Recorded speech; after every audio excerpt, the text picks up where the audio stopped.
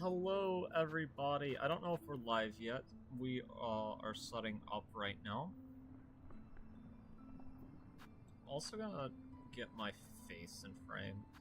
Though you guys are gonna have to forgive me. I'm just like sitting on my bed, so it's not like fancy at all or anything. Let me see. Where is the webcam option? Getting rusty at the whole OBS thing. Oh man, my beautiful face, my messy hair. My fake glasses. They're fake. I just like looking like a nerd. I'll put it in the corner here. Okay, so what is on the stream agenda today? I thought about playing some chess for the stream, but I did a lot of that off stream because I actually wanted to do some dedicated practice. And we will clear this profile, yes, for sure, and hit new game. So yeah, the big thing with this is a couple disclaimers depending on how far we get. This is not my first time doing Still Soul or anything. Sup, Nightland? It's me. I'm just sleepy. Hello, Strike Kiri. Good to see you. You were on our last chess stream too. Yeah, so we're playing SilkSong. We have played this game before. We're going to be doing it on hardcore mode, which basically makes it so that if we die, and we have to reset. I have done this before, but I did it off stream. And I realized that some people in my family, aka my brother mainly, shout out to you, Landon, you know who you are, will not believe that I'm actually capable of doing this unless there is some documented evidence. And it's been like a month or two since I've actually properly played SilkSong, so I can't say that we're gonna get it on our first attempt, though I do want to get it done. I was actually at work watching somebody who was going through it, and it took them 33 attempts. I don't know how many attempts it took me initially. I think it took me like 7. And I did get a little bit lucky because in late game content, there are some sections where you are able to die and it's okay.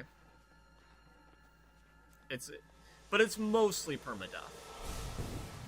It is mostly permadeath.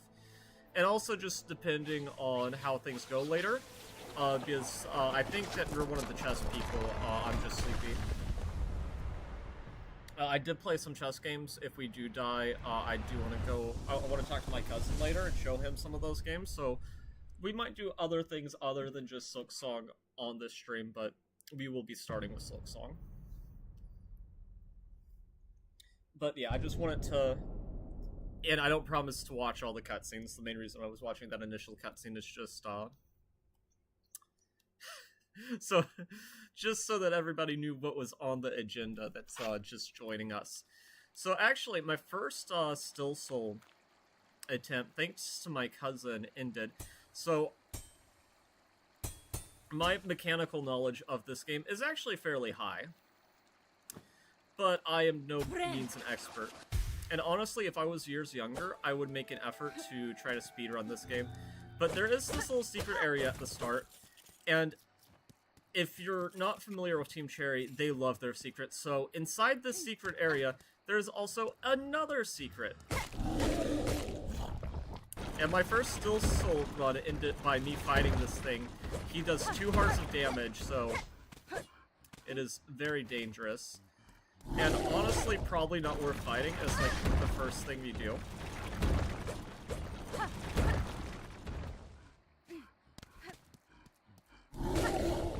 We will just be hitting this guy one time from here on out, because we are 1 hit away from death. Unless we get a hill before he dies. This guy isn't that strong, but it is strong enough that I am a little bit concerned. We got a hit off there. That's good. There we go.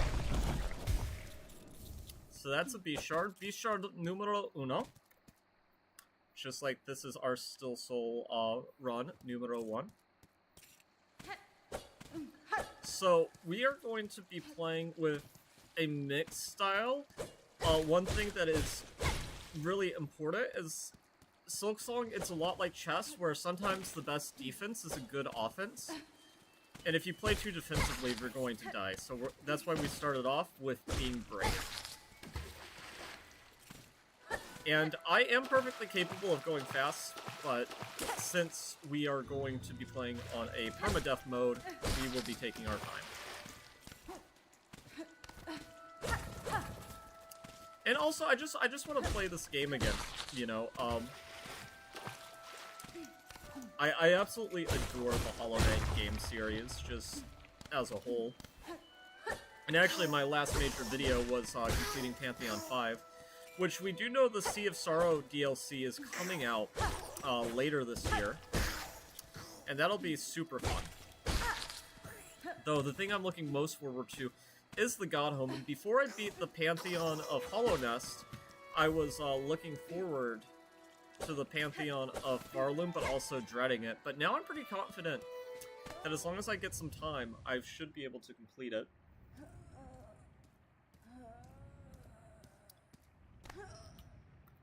And I also hope we get some more context for why these moments of requiring rest like this happen. Like, I think it would be interesting. I know Hornet's not made of the Void in the same way that the Knight is. But if there were some, if there were some, maybe Void remnants in her, where she's not entirely hollow, but still Void inflicted.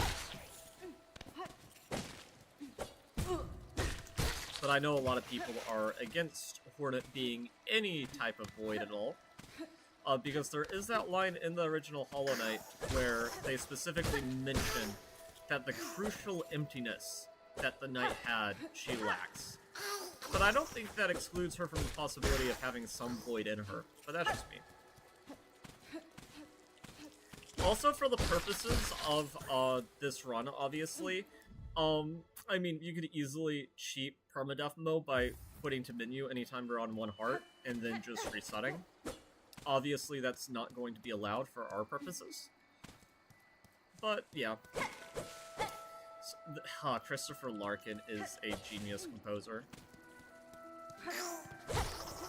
Also, I guess there's not really a lot of value to the Rosary shards, because if we die, we lose all of them anyway, so we might as well just crack them open the moment we get them.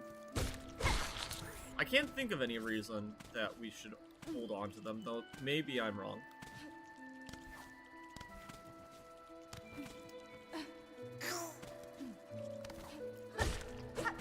Oops.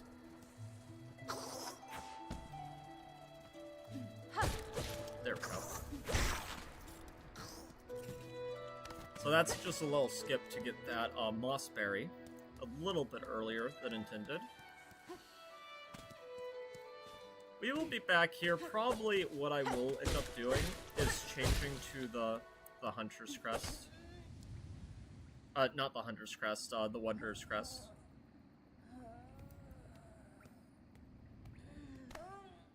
Also just keeping an eye on my Discord to see if my cousin messages me. I should tease him for being, you know, super mean. Not responding to my things. You know, it would be nice to have him on as a guest. I don't know, I'm just sleepy, if you have been on my cousin's streams. It is possible. He does stream more than I do.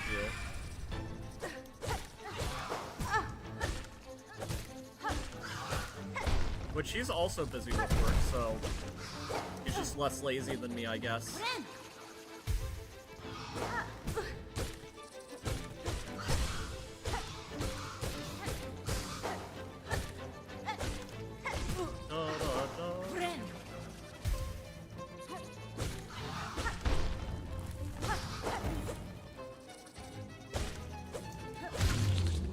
There we go. So our first boss is down. That one's pretty free. Battle Beast did end one of my slow solo attempts on my own time, so it will be interesting to see how we do otherwise. I'm also gonna have to figure out how to do an attempt counter if it does come to that. I mean, it probably will. I'm not gonna lie. But we shall see. Geroma!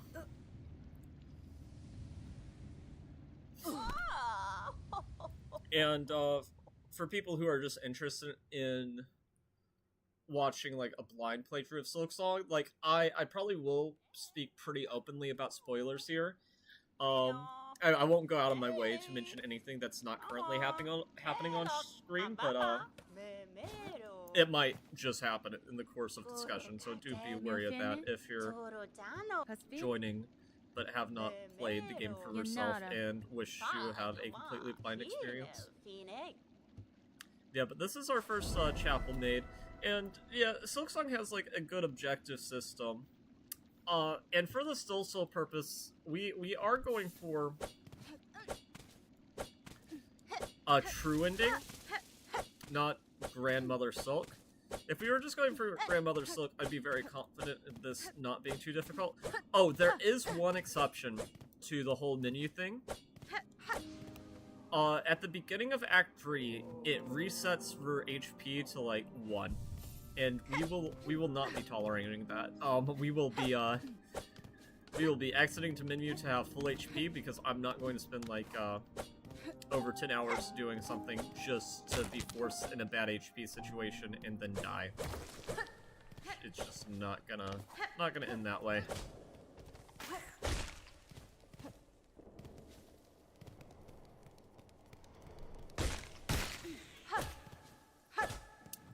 See how much of the game I remember. Oh, there's Sherma's cute little voice. So Sherma's one of the first people that we really get to interact with. That's a recurring character. And they have the power of song on their side. They get past this gate, regardless of whether or not we help them. This is the first, like, big secret. It's mainly just money, though. It's nothing huge. But it is nice. 100%. Let's check chat again. Don't want to ignore people as they're trickling in, if they come.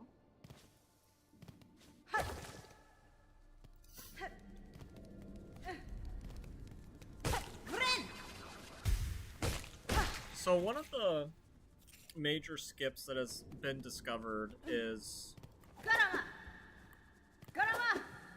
Let me try to trigger this guy. We will try to see if we can get it. I probably am not skilled enough to get it quite yet. But if you get this guy to come over here...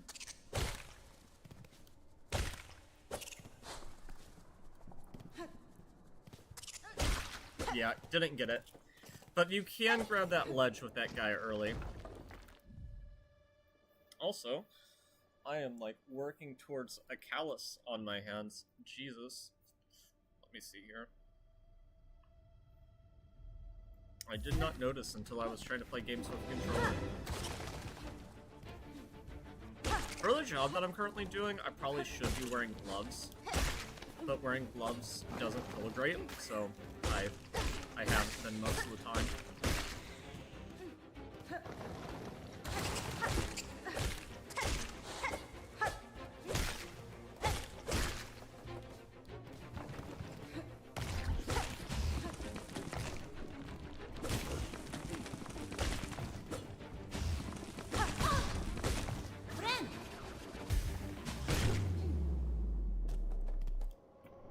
Okay, first gauntlet down.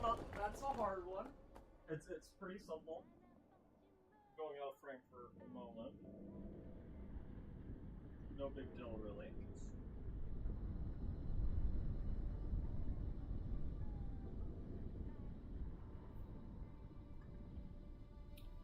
Grabbing this. Okay.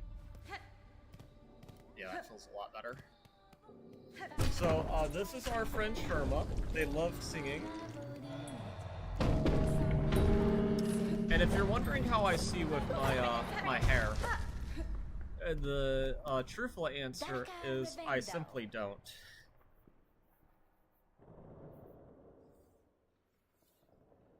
Oh, let's see here. Grab a mouse, too. I actually don't know how to play the Hollow Knight games on computer, funny enough. because I always use the controller. There are some games where I prefer, you know, the interactiveness of keyboard. Isaac's a great example of that. Let me see here. Okay. Yeah, I put on gloves just so that my finger does not mess with me. Such a baby, I know.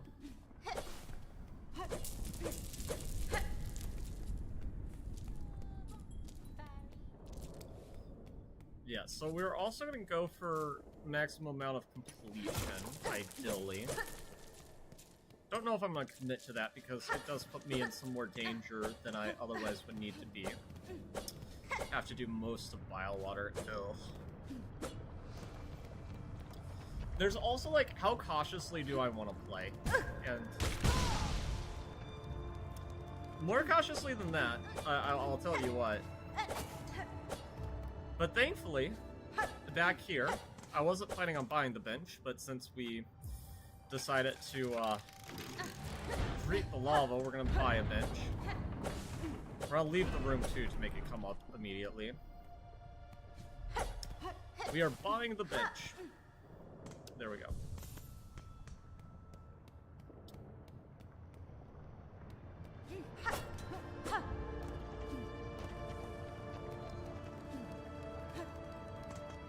Let's see here.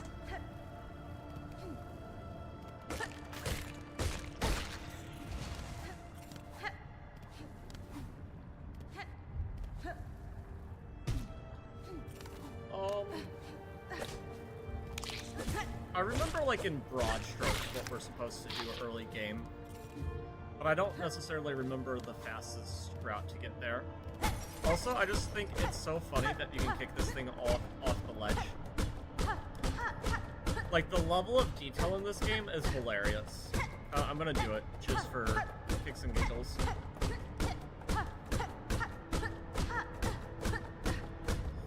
And hopefully game audio and everything sounds fine.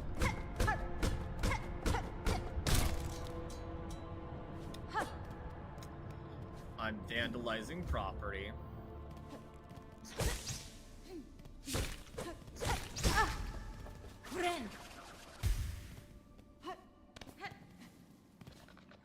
We'll activate this quest now. I don't see a reason why not to. Yanaga. That's fine.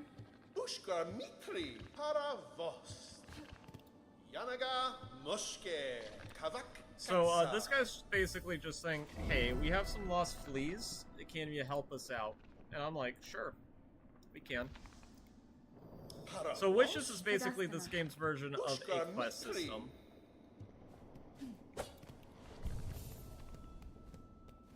So we'll sit on that bench. Yeah, they're just telling us goodbye.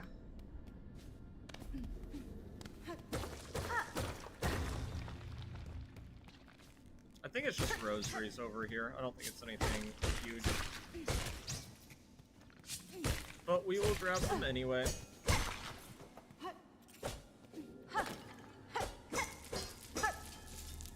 Because we are poor.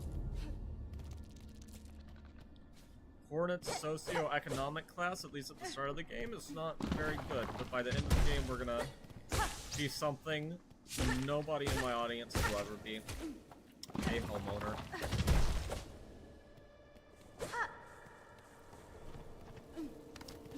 Not unless things seriously change anyway. So we're about to meet one of the best characters in the game. Shock from my goat. I think we gotta go down, hit a lever. Yeah. There we go. And we'll grab some of the money while we're here. I don't see anything wrong with that.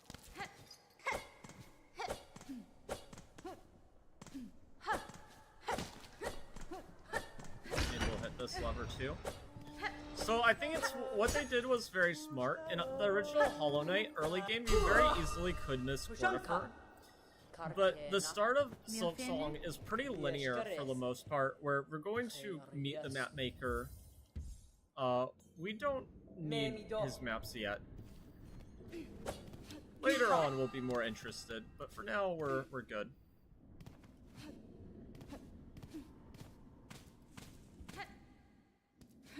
And the fastest way to move is this dashing, but if you fully hit the ground, it actually slows you down quite a bit. Which is important to know.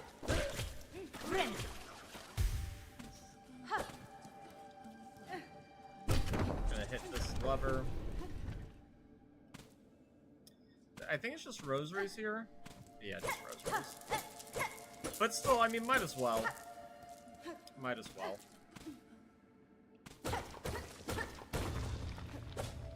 Another secret wall. So this is going to be our first relic, so this will be some good money later on. And the question is, which route do we want to take whenever we're going later into the game? Do we want to risk going Sinner's Road Miss? Or go towards the Last Judge? I honestly don't know which one of those is more or less dangerous, because they both have massive pros and cons. But we're really gonna slow play it, because that's how you win these challenge runs where we're not supposed to die. I mean, it's super impressive, the people who can be super aggressive and not die, but I do have to take my time if I have hopes of actually getting this done. Phantom is definitely easier, though. Also, our first real test is not even going to be that. After Bell Beast, Widow's going to be, you know, the difference of the men and the boys.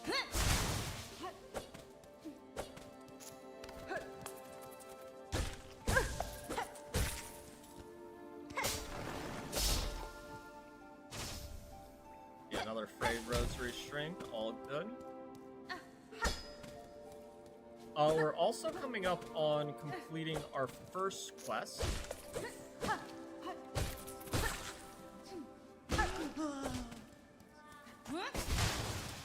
So we're gonna make a detour to go down here, and then we'll go towards the mist thing. And that little sound that you just heard, that is the you just found a secret sound. Which is super cool.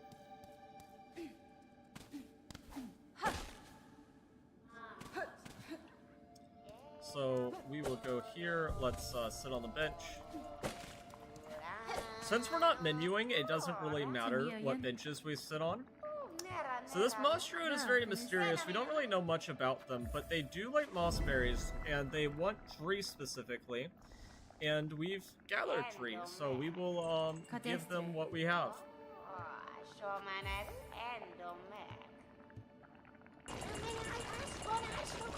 Let's see here. Nobody yet, other than Muse Strike Curie. Or I'm just sleepy. I don't know what you want to be called. If you're still here lurking or not.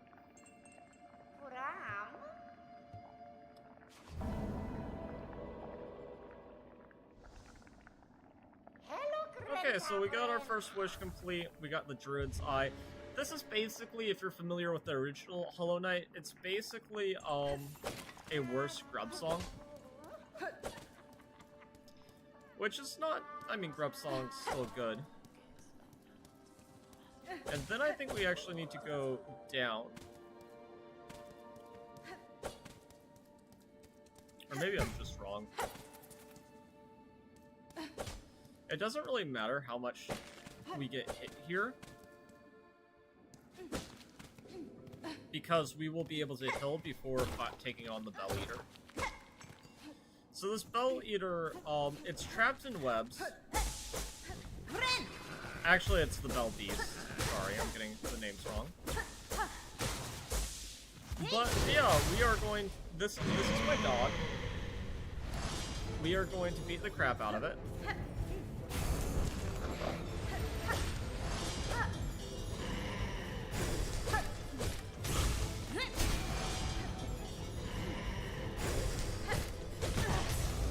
Okay, we need to save for a hill.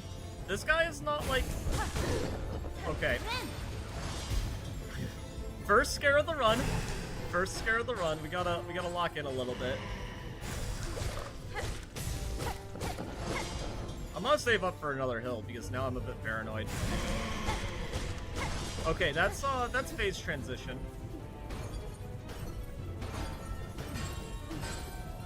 Oh, what? Why? My thing lost control a little bit there.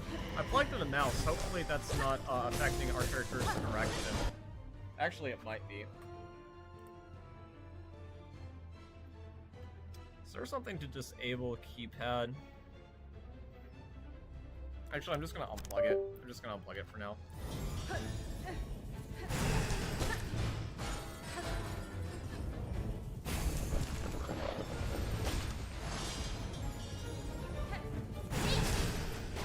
I'm surprised that didn't kill it, to be honest.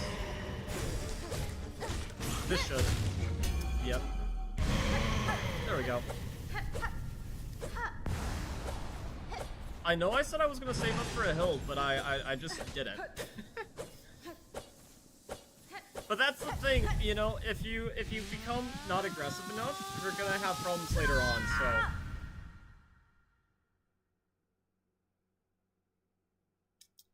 So that was the big thing.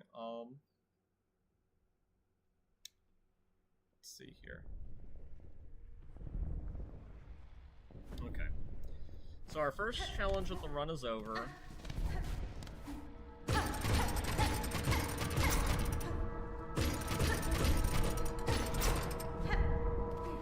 Mistakes early on are kind of easy to come back from, but it's only going to get harder, so we gotta lock in.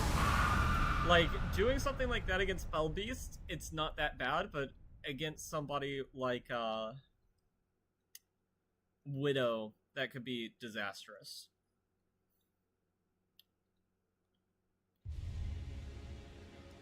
We consumed the Silk Heart.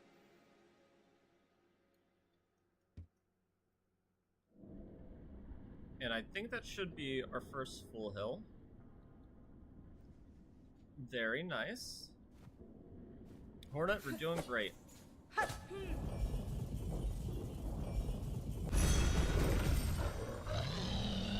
So I think now we have quests unlocked.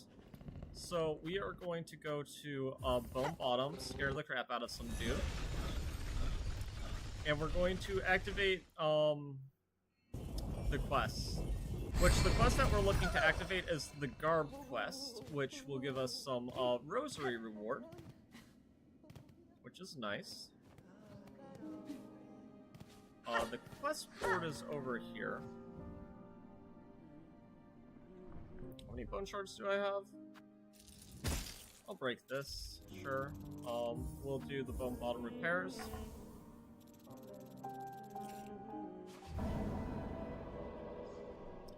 And then we will do one more, which is the Garb of the Pilgrims.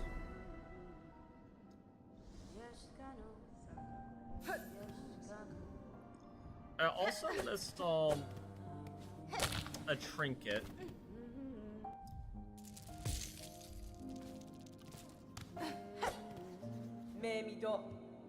I'm gonna go ahead and buy the compass. I don't really need it, but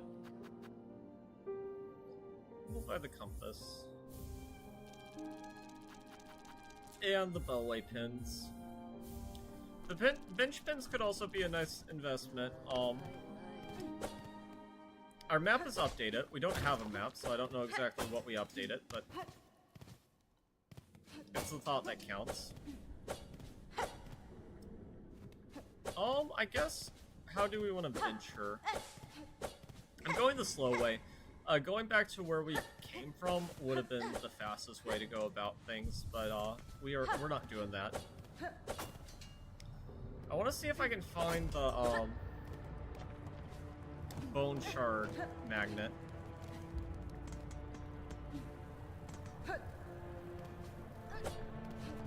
The rosary magnet will also be good at some point.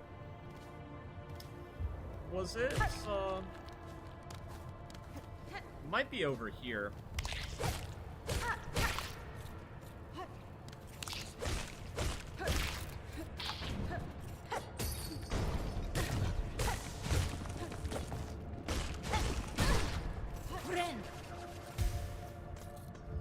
Yeah, so running out of bone shards, it is a little bit of a concern, but I'm not really a person who views the tools too much in my playthroughs, so it's probably not going to affect our gameplay too much.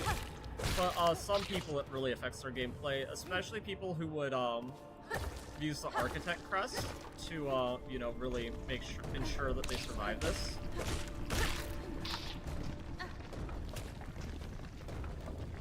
Yeah, there it is.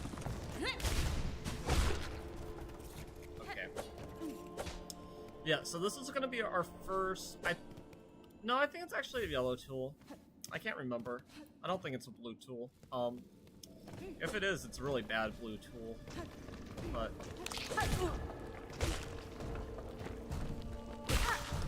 we shall see.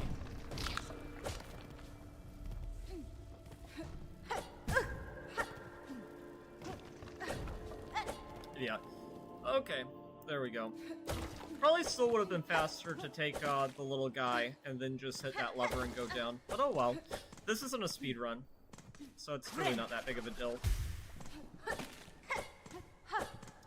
I really like the Hunter Crest. It is unbelievably fluid in how everything moves. And if you do a speedrun of the game, you will really get to understand how much this crest was made for SilkSong.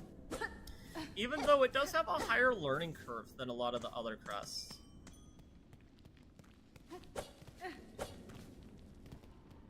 I don't think I've missed any of these yet on the path, though I'm not 100% sure. Okay. We will put this bad boy on, put this bad boy on. We don't have anything better. I mean, it's not really going to help us, but it certainly doesn't hurt. Not at this point, anyway. Now, later on in the game, if we have a better option and we forget to take it off, then at that point, we're doing ourselves a disservice, because, I mean, this grub song, it's just not good enough, and how the healing system works in SilkSong makes it so much more punishing to accidentally, like, get a bad hill off. So, we will be very careful.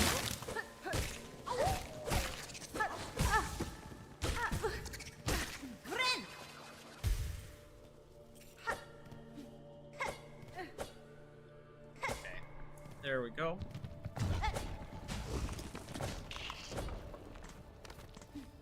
Okay, so far I'd say we're doing pretty well. I haven't died to anything stupid yet. The big question in any Still Soul run at this point is, do we rush Hunter's March or not? Because on the one hand, Hunter's March is really dangerous, and it could make it so that we have to reset. Like, it is 100% a risk. And I'd say that my skill floor is probably a lot higher than a lot of people's skill ceilings.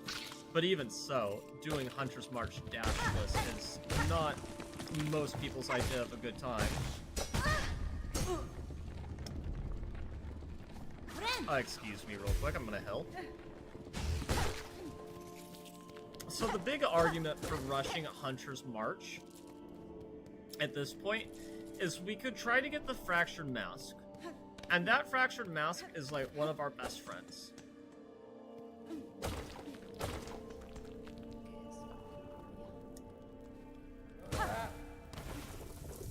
Bye-bye. So that's our first garb. We need 12 of these in total. And the quest system in SilkSong is actually pretty fun and engaging, as long as you're doing it while we're doing other stuff. Like, you will complete the quest during the courses of main gameplay if you are just interacting with the game in any, you know, sense of the word, while we're also doing story progression. But if you ignore all of it, it's going to be super annoying late game. Okay, that's our first craft medal. That'll be good for later.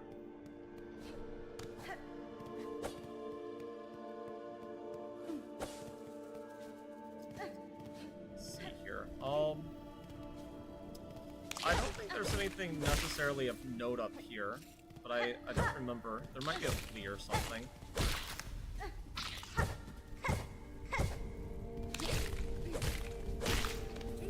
Let's see here. Okay, yeah, I don't remember what's up here. It might just be rosaries, and that's probably what it is.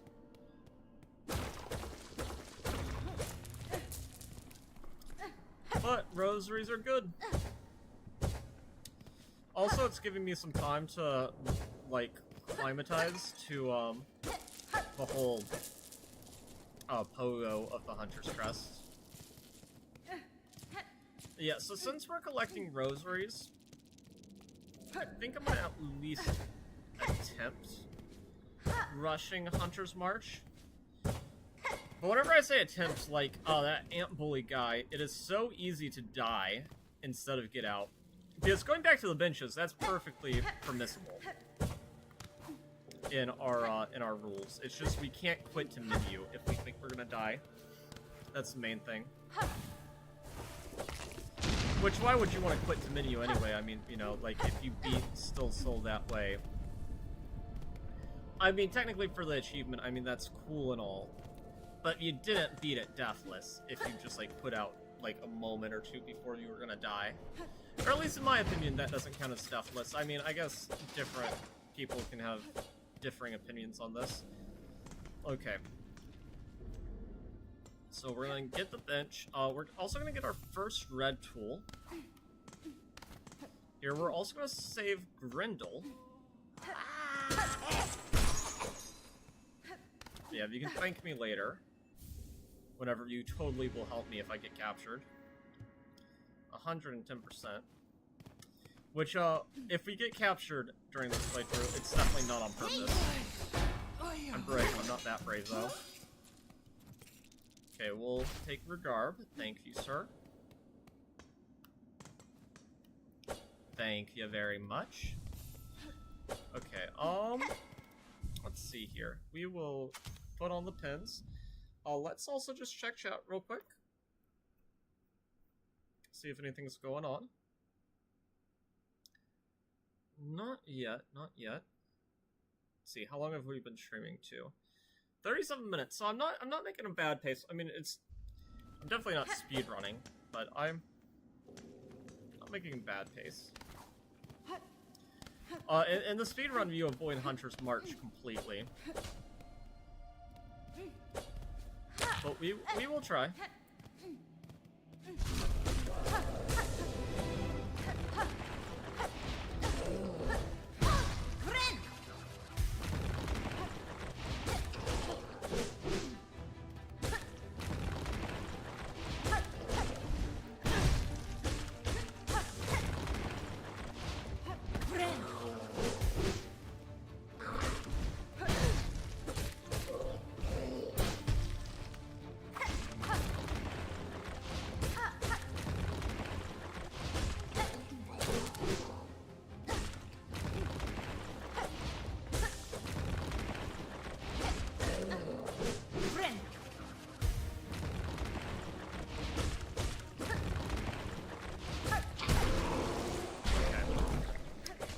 So we killed the ant bully.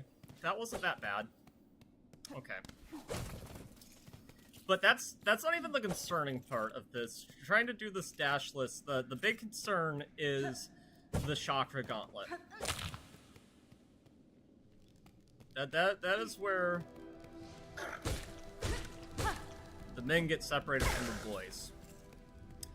If we can do that, I feel very confident about our chances of getting pretty far this first attempt, but we'll see. We'll see. There's a flea up here, I believe.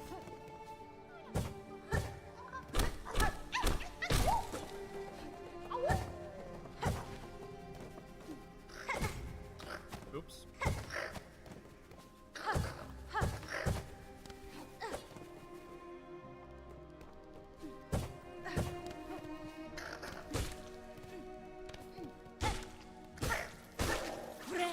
I'll just go ahead and mill. I mean, it's questionable whether or not I should do that, but I'm going to.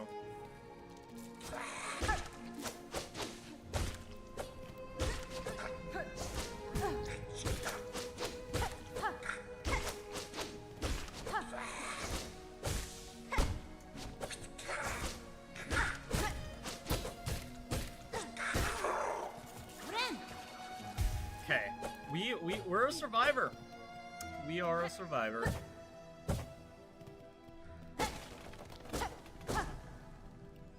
This should be a rosary string? Yeah. Okay. That's good.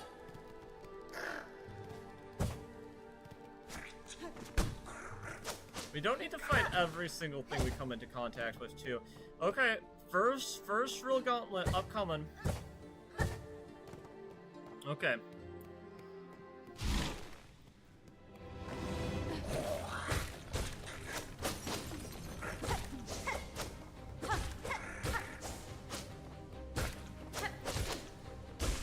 And this gauntlet's usually easier too, because dash really helps you out early game. But we'll see. Oh wow. Okay, this guy's scary. Chakra is amazing though if he's able to hit. Okay. We're doing well.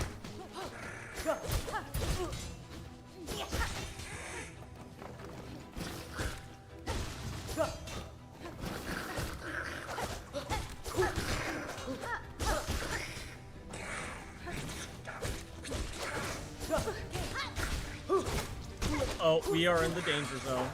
We are in the danger zone. Ah! Okay. First attempt, we made it to Hunter's March. That is, maybe we shouldn't go the Hunter's March path. It's what I did on my winning attempt, but it did take me a couple tries. I'm also just, like, so out of practice. Like, whenever I was, like, in my SilkSong Prime, like, that gauntlet was scary, but it probably would not have killed me. Though I don't remember fully. Okay. Well, we will try to go faster this next time.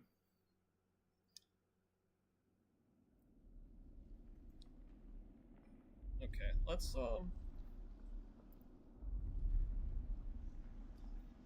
okay. We will do a death tally. I'll just put 1 in, like, a tab somewhere. Yeah. We will skip this. And after I get back to Moss Grotto, I'm gonna take a bathroom break.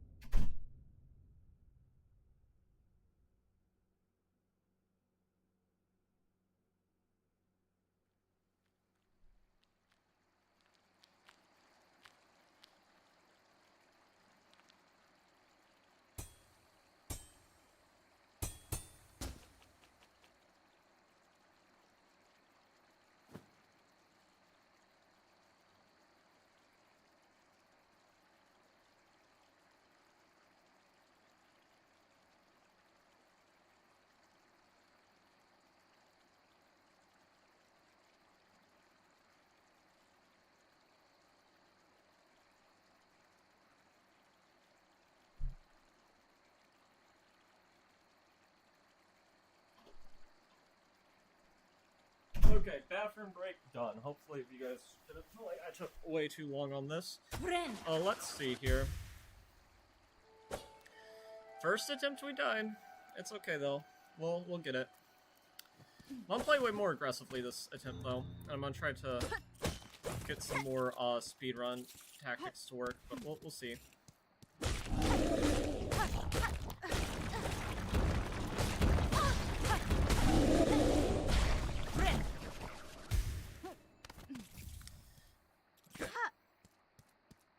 A little bit scary. A little bit scary, but I am frustrated dying that early on. I didn't think that was going to happen at first attempt. We are still going to go Hunter March route first, though. Even though it's risky, we're still going to do it.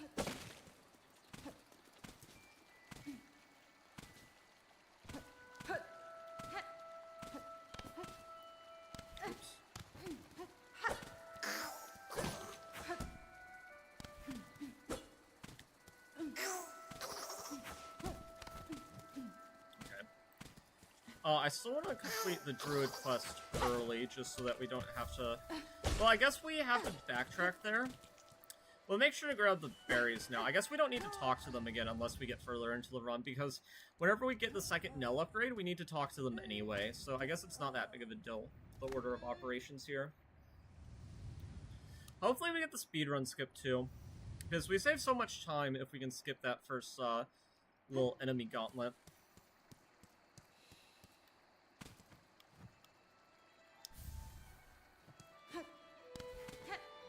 But I'm a real one, you know. I saw I was gonna die. I let it happen. And that's the thing, these challenges too, it's not about how many times you fall. It's about how many times you get back up. And anybody who knows me knows that I am a very stubborn and determined individual. Whenever I want to do something, the only person who's even capable of stopping me is myself, if I change my mind.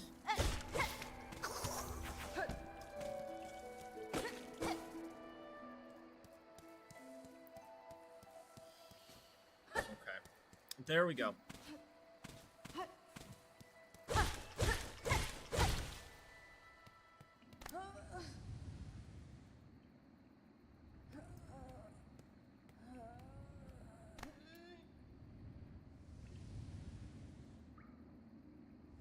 Okay, let's see here. Okay. So it turns out that the gauntlet is going to be what separates the men from the boys. And that's going to be our first challenge on the stream. I'm also like far rustier, so don't judge me too harshly for not being in prime form.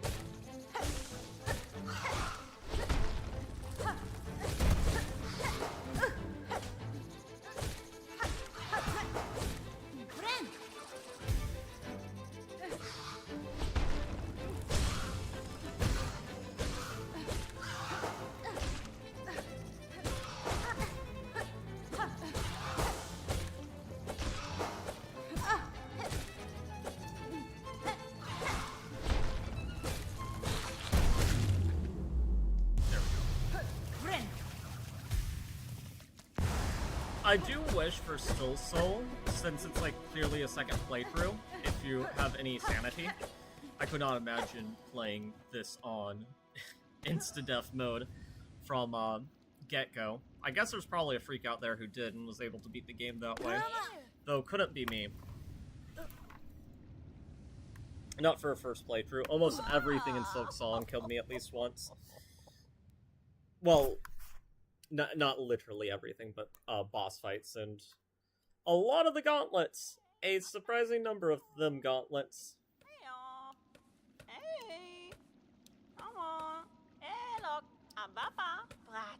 Oh, the more that we fell, the more this person will get afforded a concussion.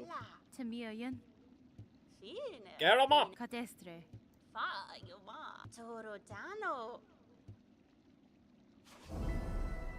The Great Citadel. Okay.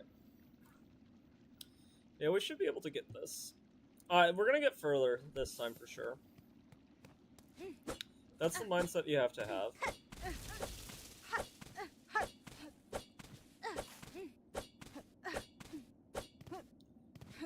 And we're also gonna get the speedrun skip.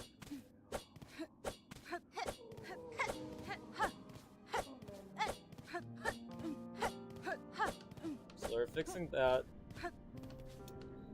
Okay. I'm not even worried about Bell Beast this time. Last time was just the warm-up.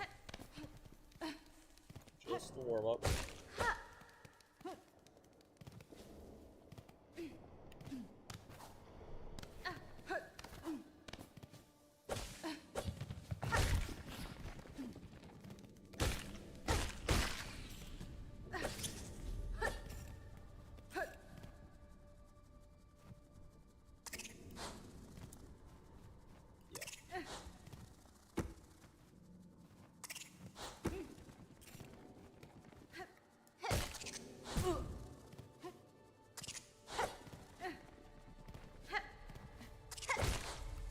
Oh, I'm trying so hard to... Oh, that's not enough height. You know what? I'm willing to reset this. It's not worth it from a time save perspective. But I do have some interest in, like, actually trying to do, like, a proper speedrun at some point, so I will reset it. Because everybody who speedruns knows how to do that skip, so let's try to get it. And I kind of just want to show it to the viewers now and in the future. I mean, the idea is pretty simple. You bait that guy up, you pogo off of him, and you grab the ledge that you otherwise would not be able to reach. And I think it puts you, like, right next to Chakra Room. Also, just redoing this pathing as is not a terrible idea anyway. It's not something we should realistically fear death on, but it's just good for... more so just pathing memorization. We don't want that guy up here. Okay.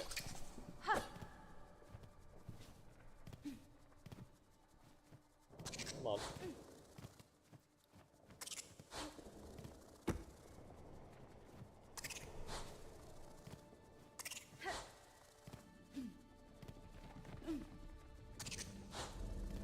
Okay, yeah. Oh, okay. Now we only have... we need them at the right height. There we go. Yeah, so that's the idea of what you want to do. Yeah, it puts us right in Chakra Room.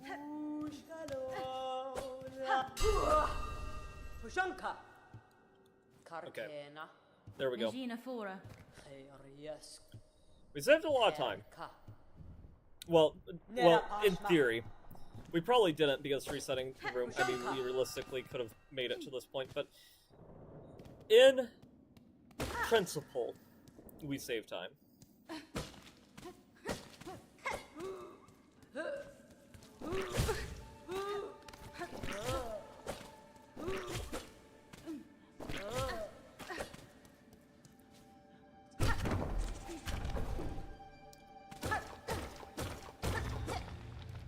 Okay.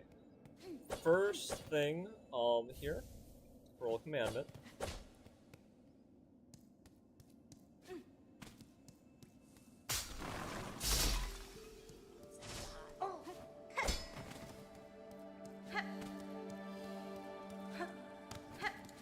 This is also a skip.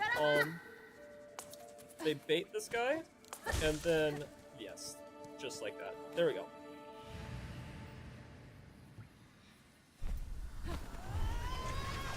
Okay, so we got Silk Spear. We're making good time, really.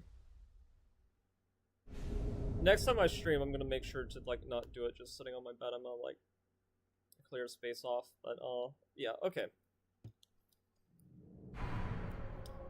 We're just being super casual. Okay. Super casual.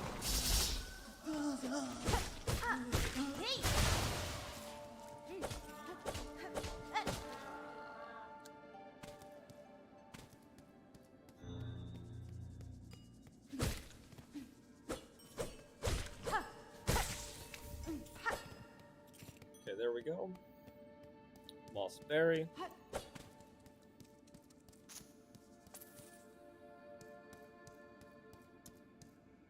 And now we are going to fight our dog once again.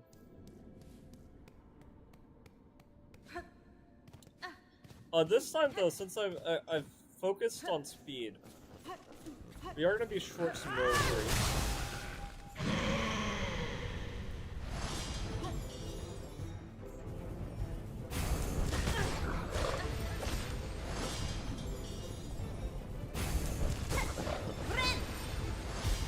Let's just heal. I'm not gonna die for this.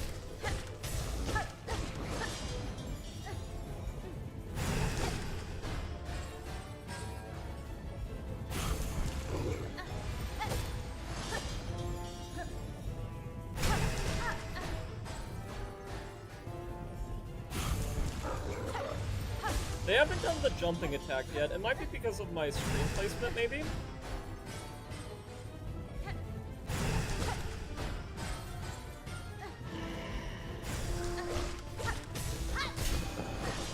Okay, this should be phase transition.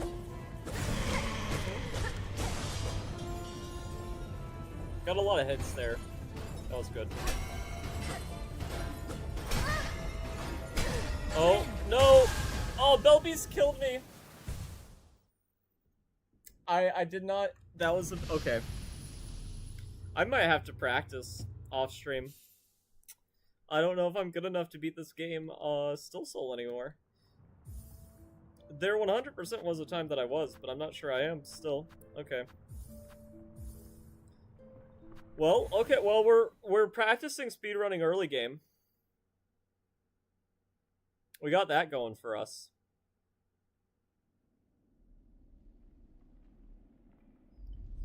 Okay, so that's... Okay, so this will be our third attempt. I can't believe Belbeast killed us. I'm kind of upset about that, but that's okay. I was just playing Reckless. It's not like Belbeast was hard, it's just I'm not even gonna go for the Beast Shard. I'm just gonna focus on speed right now.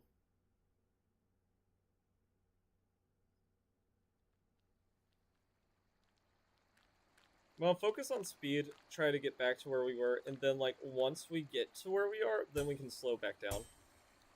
And you know what? I'm just gonna go speedrunner way. I'm gonna try to do the skips. Friend.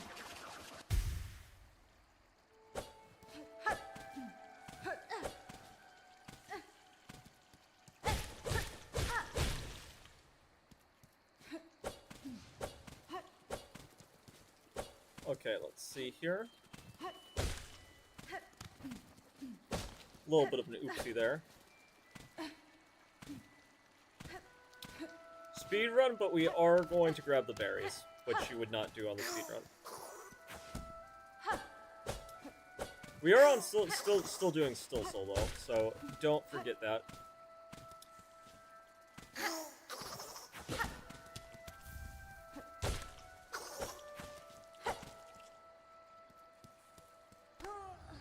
IBS.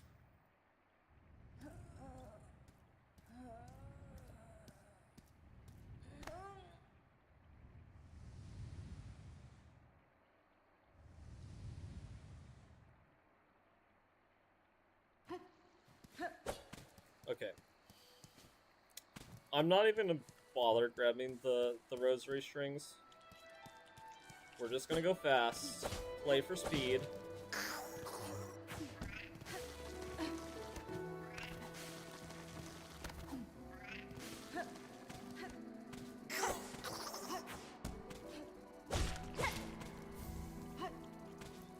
Well, that wasn't that bad. There's a way to, like, do that where, like, if you hit the ground, you keep your momentum. I don't know how to do that, though. Well, I know how, I don't know how to execute it. Because what you have to do is, it's kind of frame perfect. You have to stop hitting the movement forward and then immediately hit it the frame after. Because if you don't hit it the frame after, like, right after you hit the ground, then we're losing speed.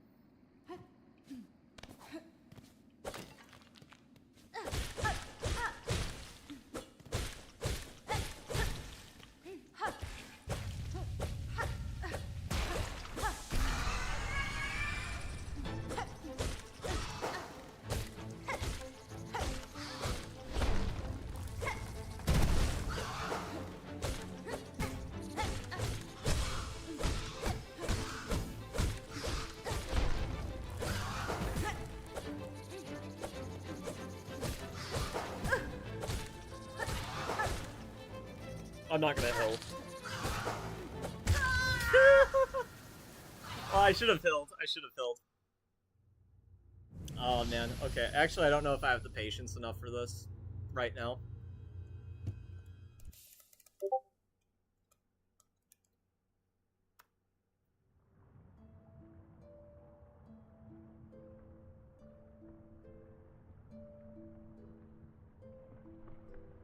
Let me see here.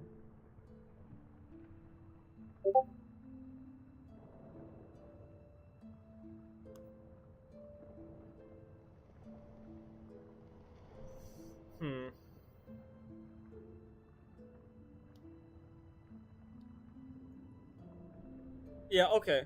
We'll give it one more try, and then we'll move on to something else for right now.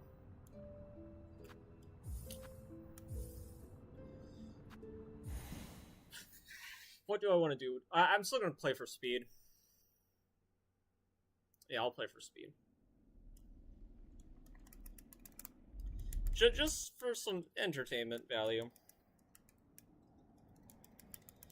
And if we don't make it any further, we will give this another try, probably tomorrow. Where, I will probably have a very slow and methodical approach to everything. But we shall see.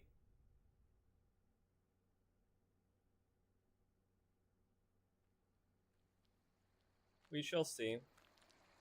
I'm not... You know how much I'm going to play for speed? I might die to Moss Mother again. That's so much we're going to play for speed.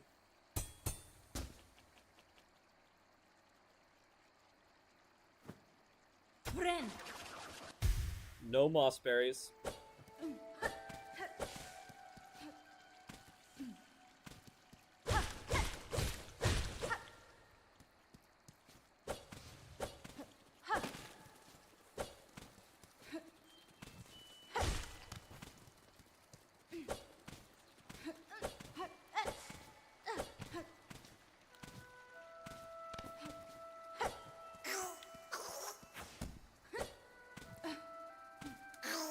And if it takes a while to rebuild our,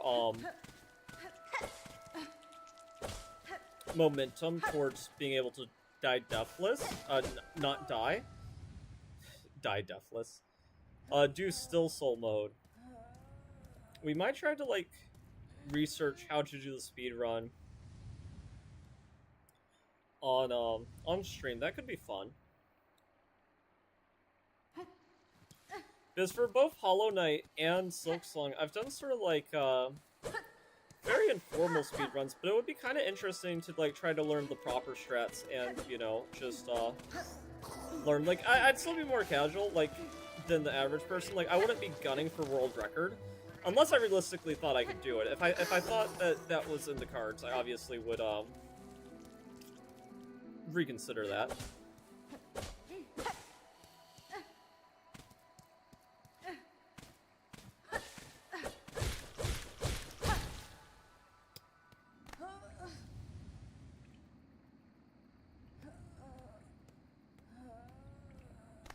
Or that could even be an off-stream thing that I do, because I do like hanging out on Discord in certain communities, you know, streaming it just to a couple people who are interested, because, you know, for better or worse, you know, I mainly just stream my interests, and sometimes from an algorithm perspective, it's not like it's, catching fire, and that's okay. There are pros and cons to that.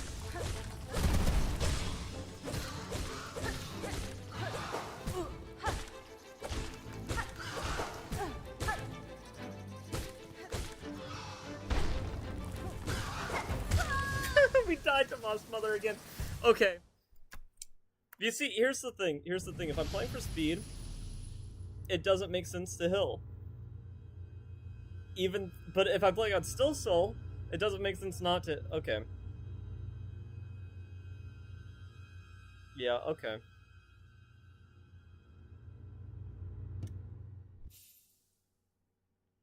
Yeah, we'll take a little break from SilkSong, because I want to go over some of the chest stuff, so let me change my title.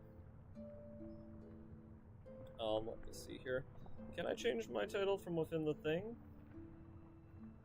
Maybe not. Oh, let's see here. Oh, dying. Whenever we're trying to show that we're capable of beating the game on Still Soul, and then you have people doubting that you ever beat the game at all. But no, I've been working, so I haven't really had a chance to really get that muscle up. And also, I started playing Expedition 33, which is a completely different style game. Okay.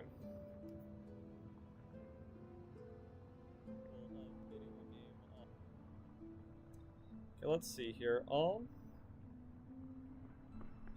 Remove ads. Are people getting ads on my channel? That's crazy. Can I edit? Let's see here.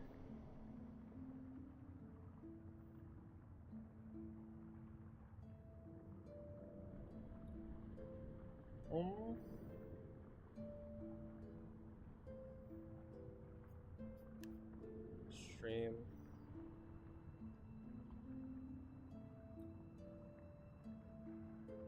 Yeah, okay.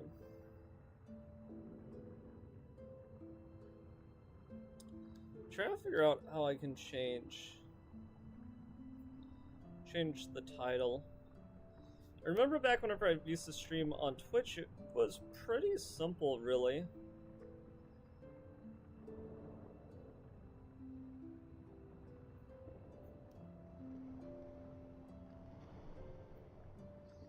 Scene collection, tools.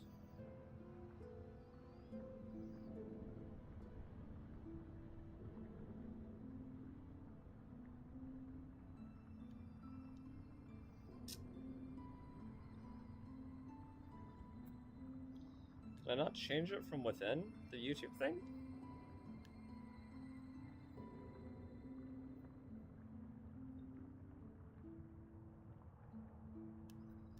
Trying to figure out how to manage broadcasts.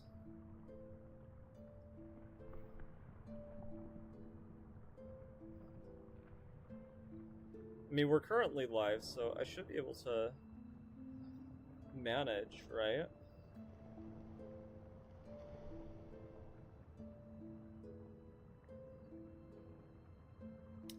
Maybe not. Viewer duration, 49 seconds, great.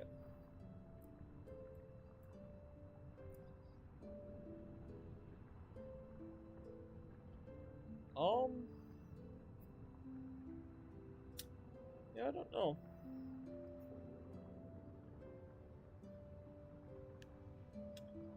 Share. Oh, okay. Concurrent viewers. Okay. Let's go to chess.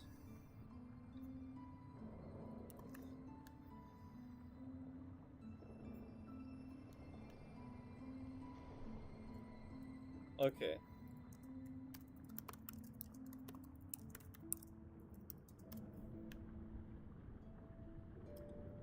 Yeah, okay. Trade devs on SilkSong run.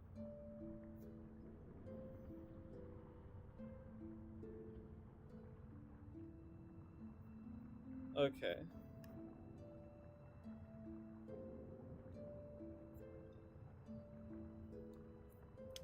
Actually, one of my notepads that was open was related to the last items I had on the last time I did a SilkSong thing, which is interesting. Okay. Let's see here. We'll switch streams we'll switch to chess. Properties? Nope. I'm trying to figure out how I can manage the broadcast while I'm here. I guess I just can't. Okay. That's okay. Okay, we need to add a window capture. Where's my window capture? There it is.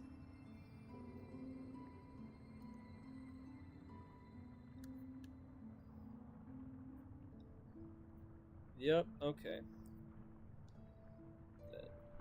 Okay. It's perfect. So we're gonna go through a couple different chess games. We are going to switch off this scene. And we're not going to be playing chess. We're just going to be looking at the chess that I played earlier today. Hopefully that doesn't disappoint any of you all. Or, I mean, I guess we could play chess, but probably not. Probably not. And it's not showing my thing. There we go. Funnily enough, we will get some SilkSong music. Okay. So, let's see here. I think it's game history that I want to go to.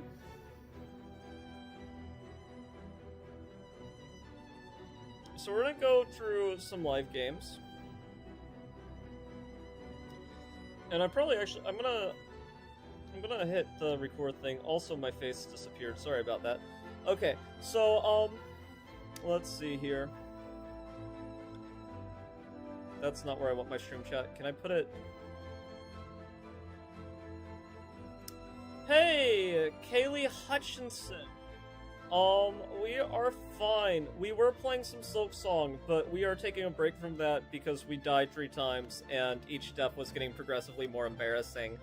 So we are going to be looking at some chess games I played earlier. So, yeah, we're going to be looking specifically at the rapid games that we played earlier. So let's see here. Live games, rapid. I did do some grinding back to 2200, so for some context, my highest rating was 2223. And we're just gonna look over some, let's just look over all the games we played today. And we'll do it in order. And some of these games are gonna be embarrassing for me, I'm sure, but it is what it is. I hope you're doing well. Thank you. How long have you been streaming for? Today we have been streaming for a little over an hour. It is just a casual hobby thing. I mean, I stream every now and then, you know, just for fun. So, it's not a big deal or anything.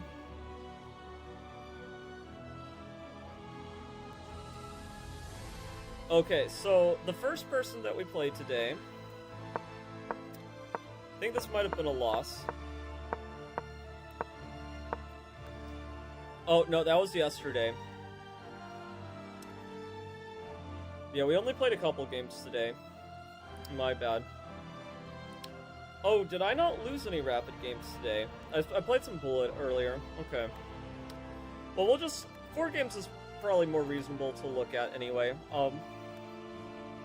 And we will look at it in order. What's your favorite game? My favorite game probably is Hollow Knight. In terms of recent games that I've played. I also really love chess, though I think we're probably talking about video games. I really love the indie scene. Undertale is definitely a favorite of mine. I think I have like 200 hours in it. We might do a Delta Range stream sometime soon if there's any interest.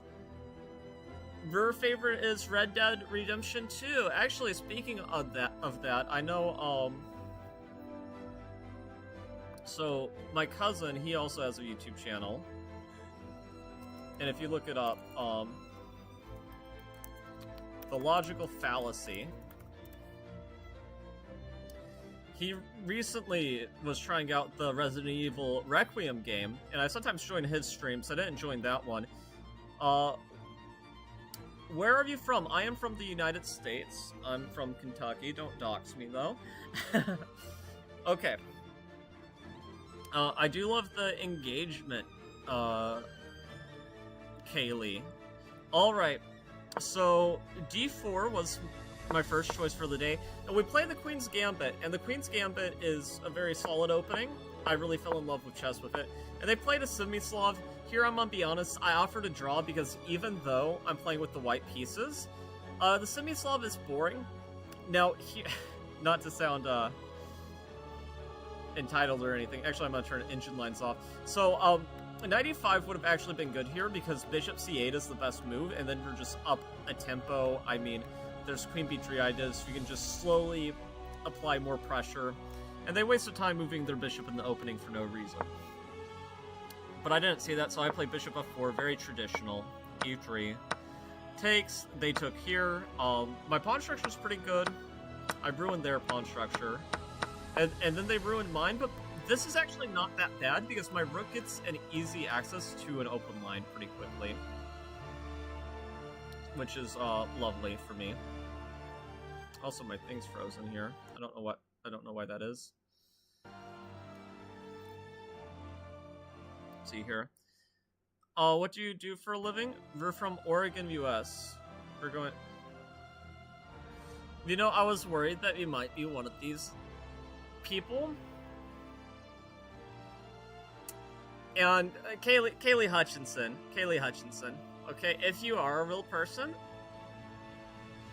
I do not mean to be rude at all, but this behavior is very bottish, okay?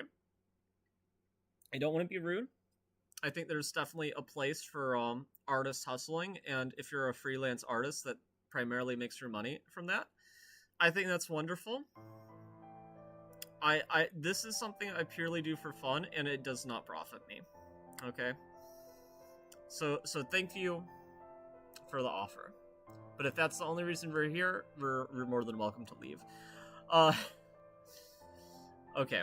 Anyway, we play rook to b1, and now the rook is just completely cut off.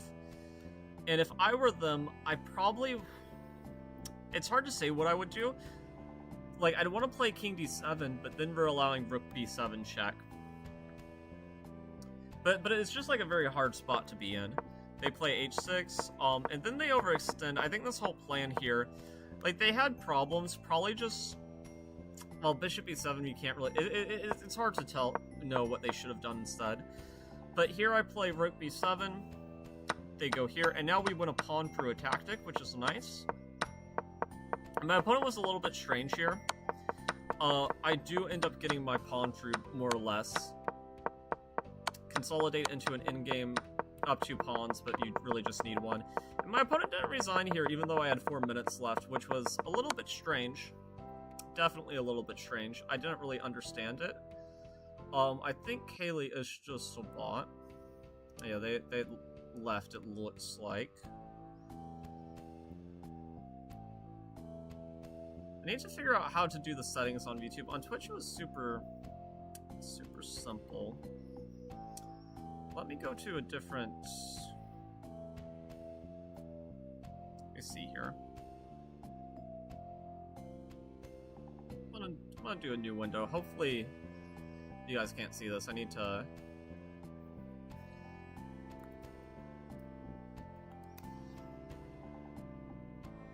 Okay, let's see here. Okay. Yeah, I'm logged into the correct account.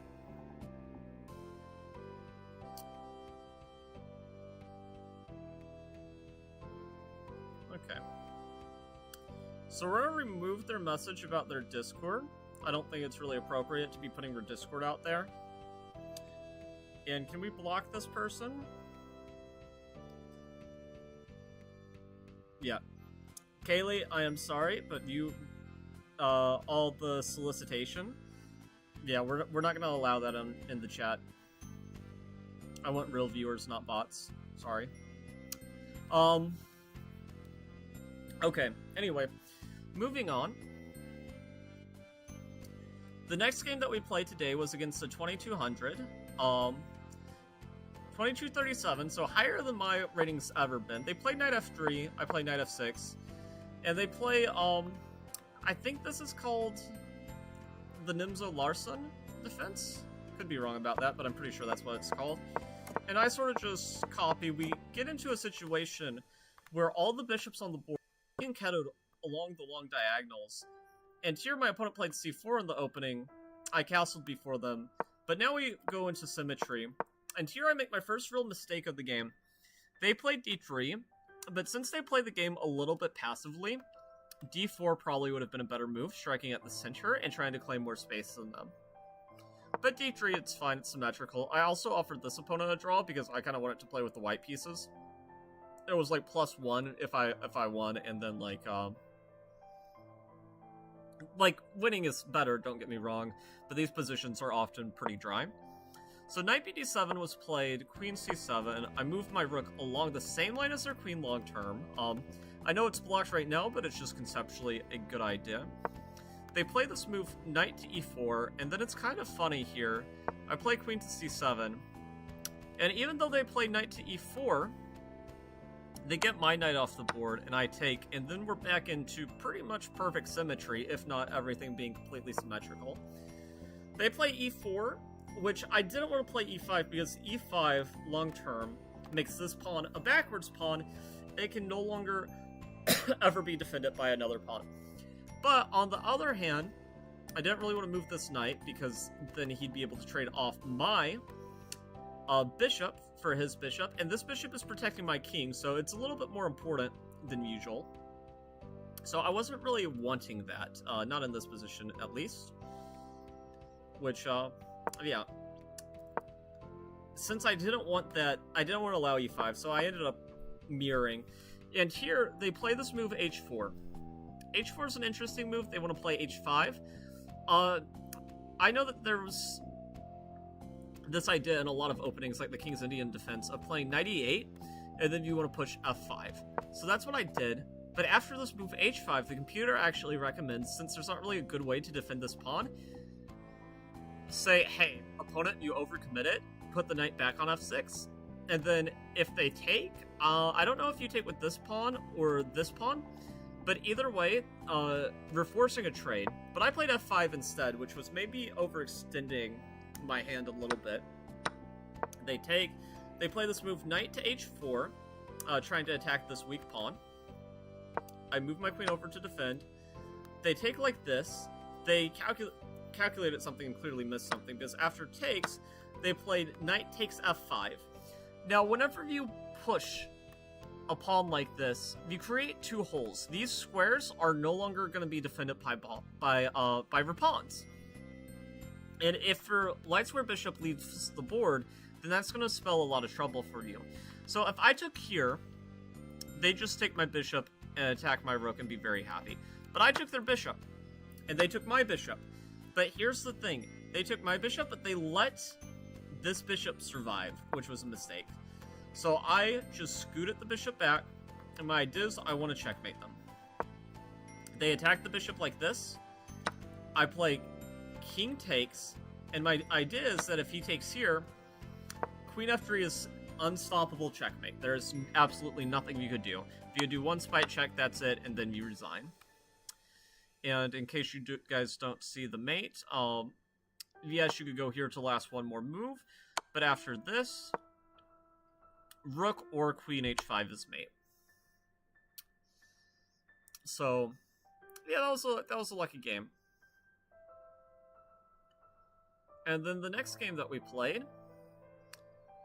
played against somebody with a funny username, Patzer 2.0, 2175. So a bit lower rated than us. We also play d4 here, but they respond with c5.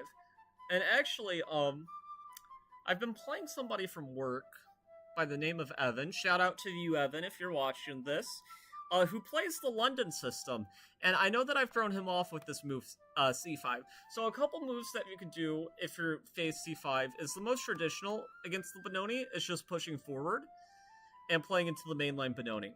Another fun option if you like gambits is e4. And you transpose into a Smith-Mora gambit.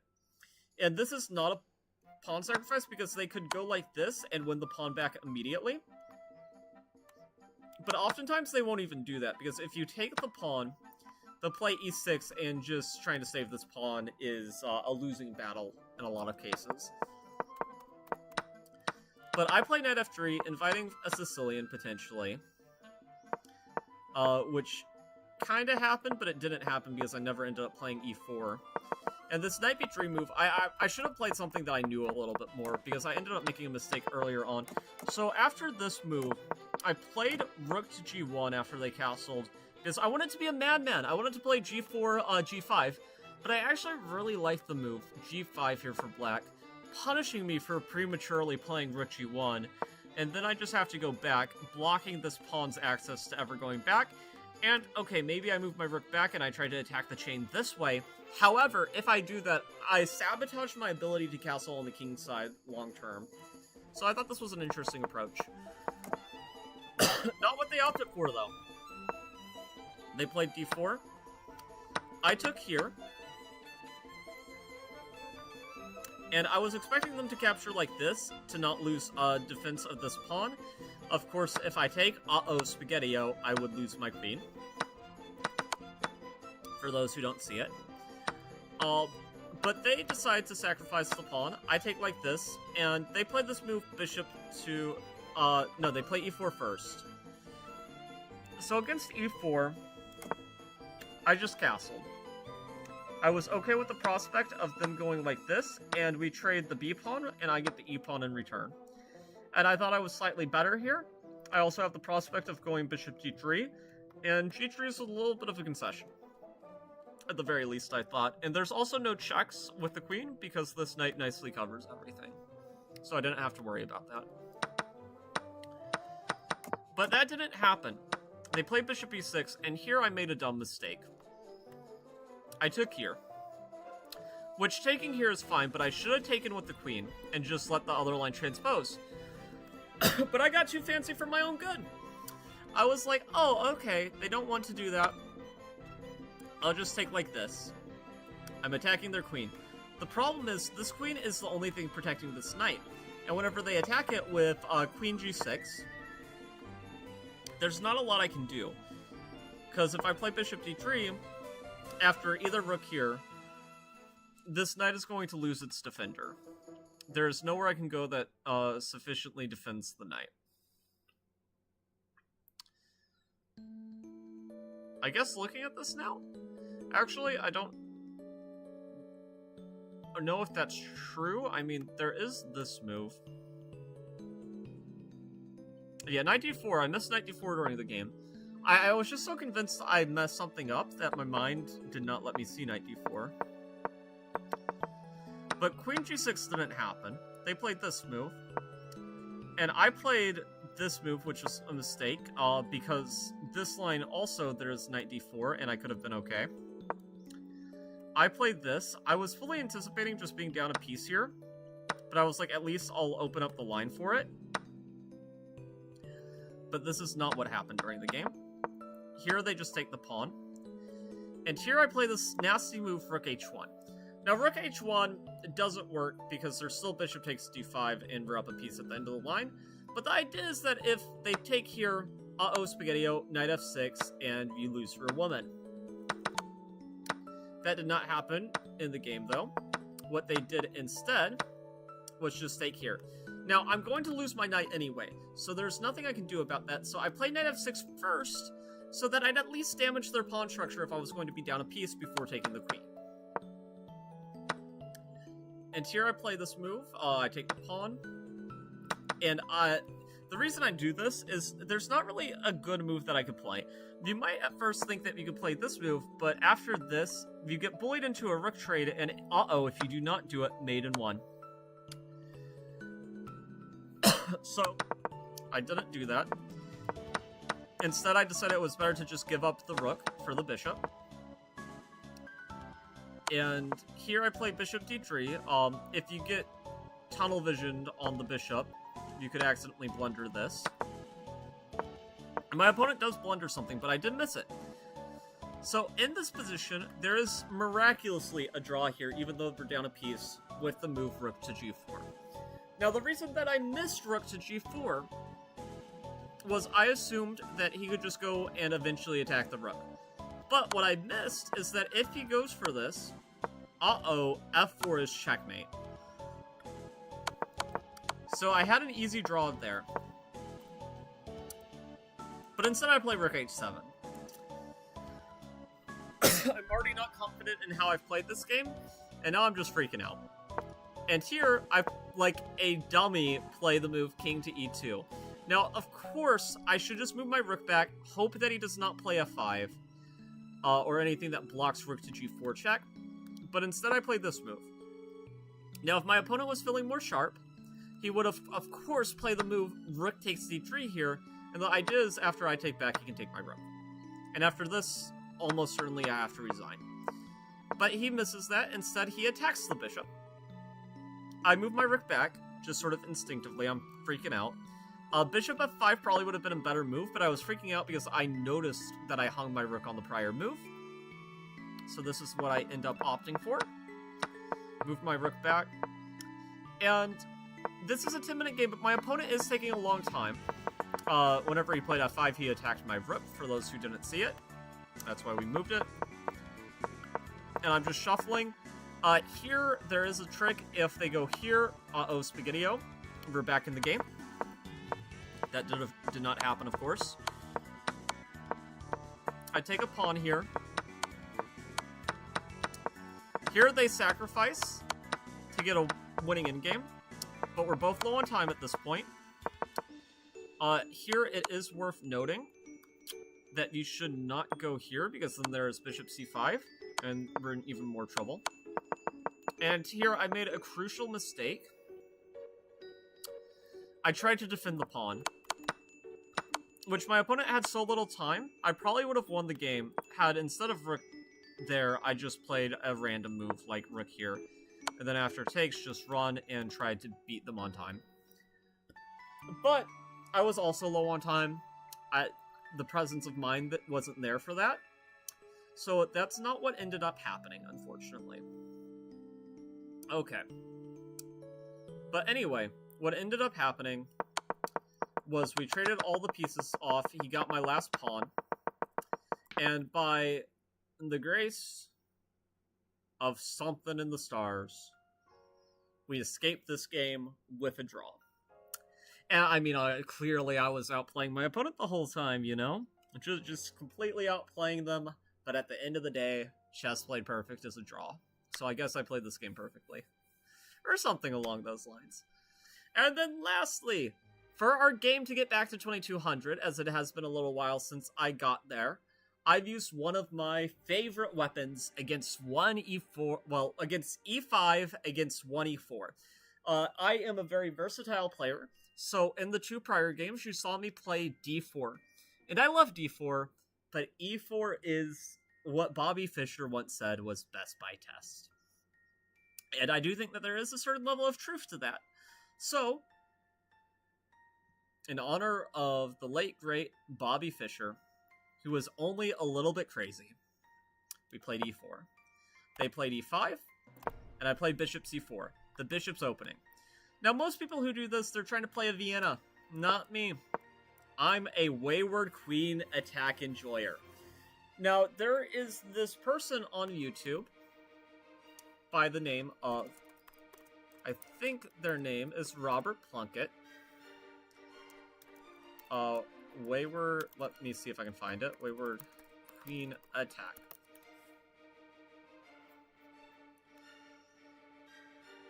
He's not... He does have a video on it. He's just not, like, very high up in the algorithm. You can search his channel. And in the stream, I probably won't put it since the stream is set on a SilkSong stream, and that's what we were doing for the first hour. But in the video, I'll probably link his channel. So, he had a video about the Wayward Queen attack and playing it at a high level.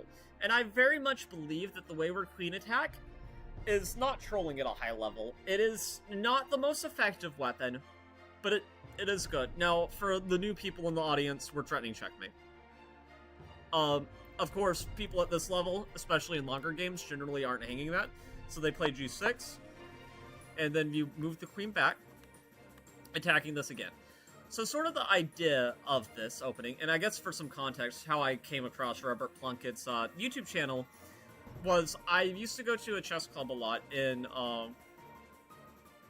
not my home state, but where the state I currently reside in. And he came from Maryland, and he played me an HS game where we were talking about the Dragon Sicilian. And I nearly beat him down a queen, but I did not, and he's a national master. So that's how I came across his material, I studied it, and this is one of my favorite weapons.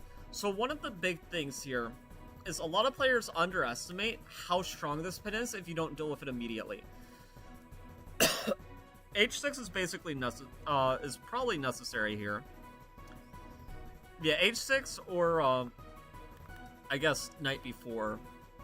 Knight b4 also, you know, you got a castle first, but then you have to play H6. But our opponent underestimates this, and they play knight d4, which has the same idea of going after the square. But unfortunately, after we take, we go here with tempo, and this is pinned.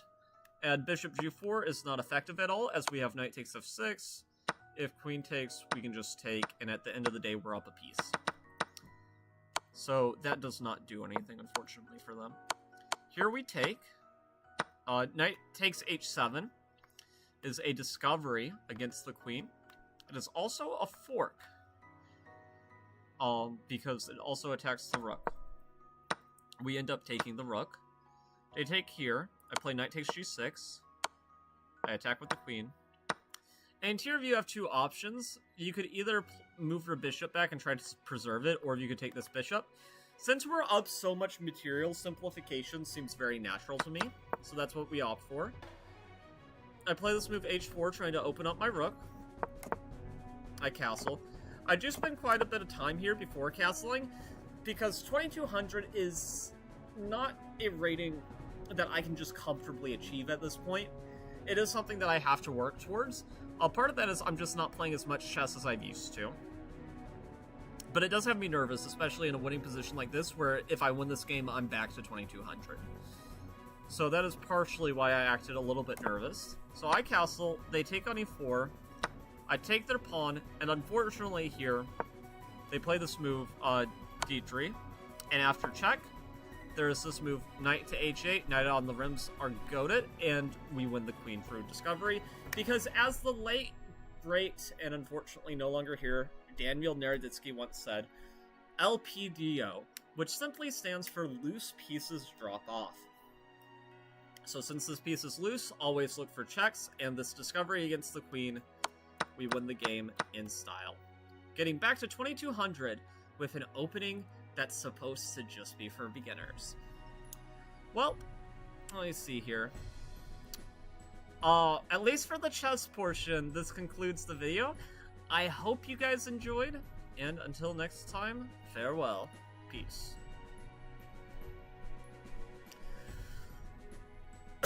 So we are still streaming. I don't know how much longer I'm going to stream. Recording that video was nice. It probably will get uploaded as just like a separate video at some point on the channel. I do have some content ideas too that I don't know if people would be interested in.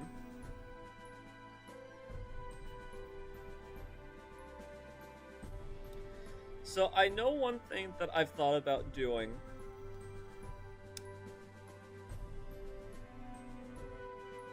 And it really sucks that our main viewer after View I'm Just Sleepy was the person who was just promoting their art thing that was probably a bot. As it kind of does make me, it does bum me out a little bit. I've thought about doing maybe another art project, because the last one did okay.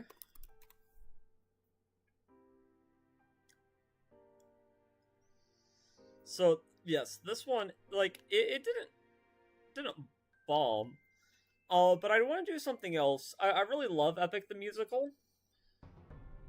But I recently was watching Be More Chill, and I was thinking, like, maybe they're, like, the Halloween song could be kind of an interesting animatic to work on as, like, just an interesting project to do something a little bit different.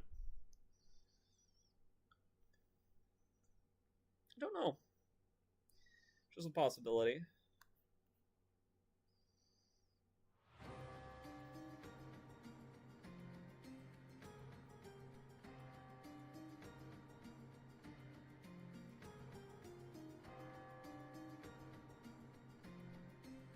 Okay, so what we're gonna do for content, we're gonna play one more.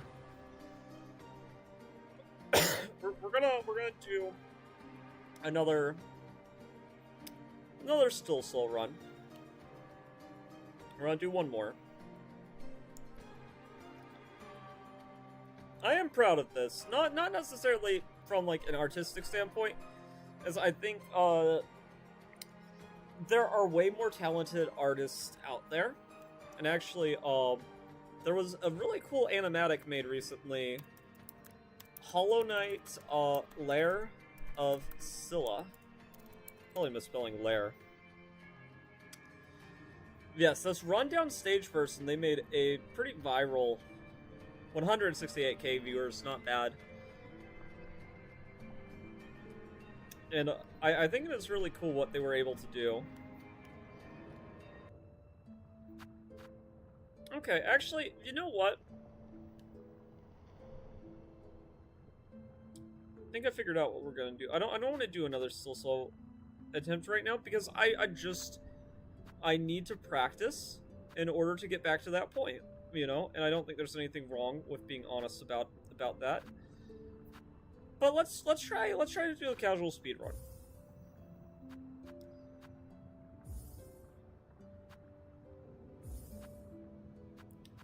Actually, I think that's what this is. Okay. So we're not going to do it deathless. We're going to try to do a speed run.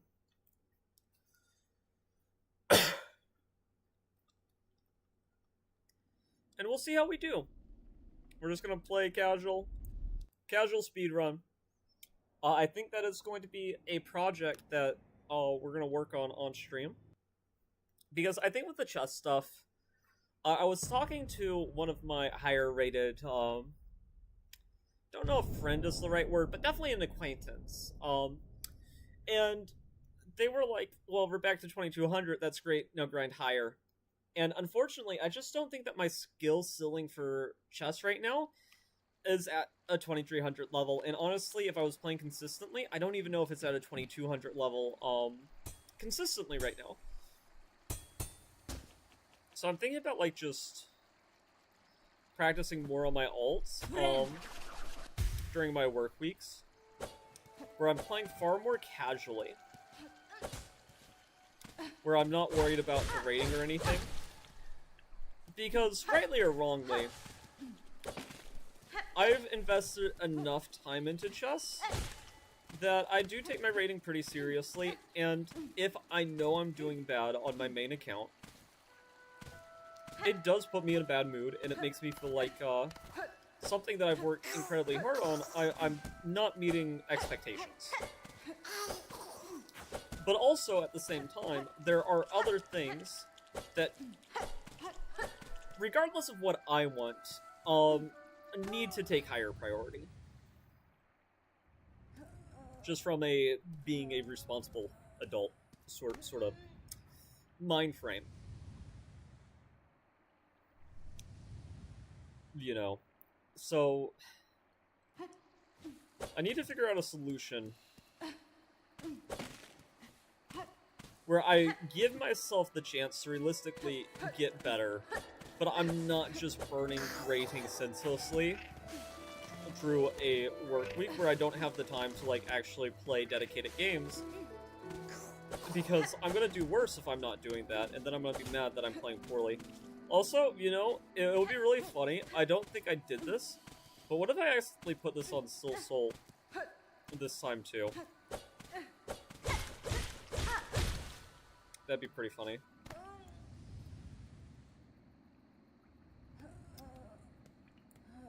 I believe we're gonna get pretty far. For those just joining, we are doing a speedrun attempt. We're no longer doing a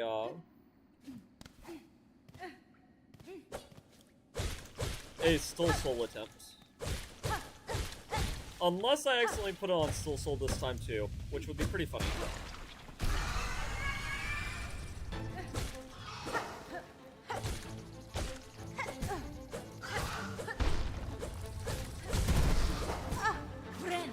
You know what? I'm gonna heal, because I don't want to be embarrassed by dying to this guy again. And by guy, I mean gal.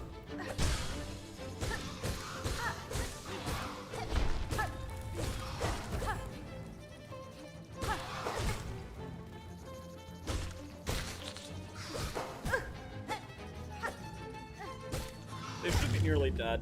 Yeah. Alright, we're gonna heal at the same time to save some time. We don't want to be sitting on benches.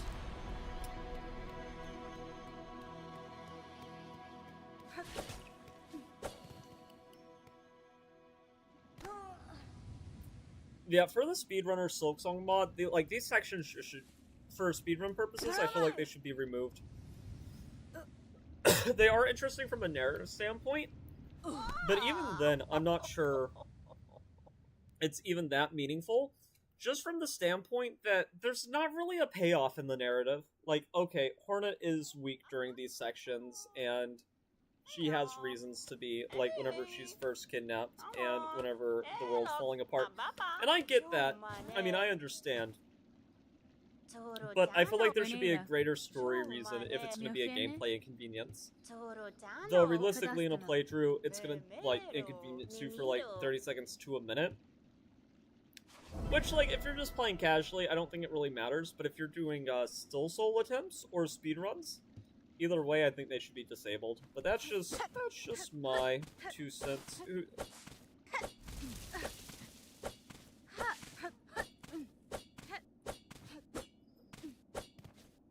Okay. And after the speedrun, I don't know how far we're going to get into the speedrun. If we just get hopelessly lost, I'm going to end it, because there's not much value in a speedrun where I'm not actually speedrunning.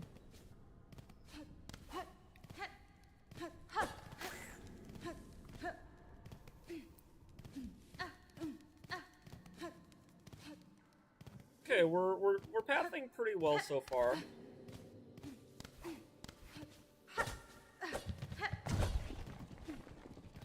I'm pretty happy with our progress so far.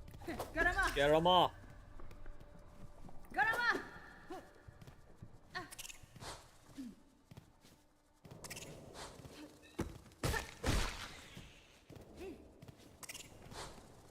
Need them a little bit lower. Not that much lower.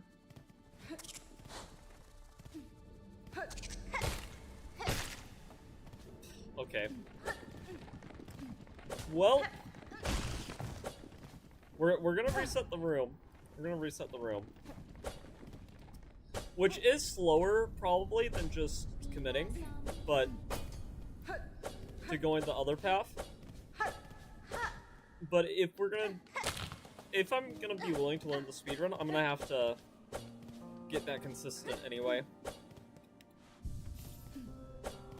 Which I think SilkSong would be a really fun game to speedrun. And honestly, way more fun to speedrun than Hollow Knight.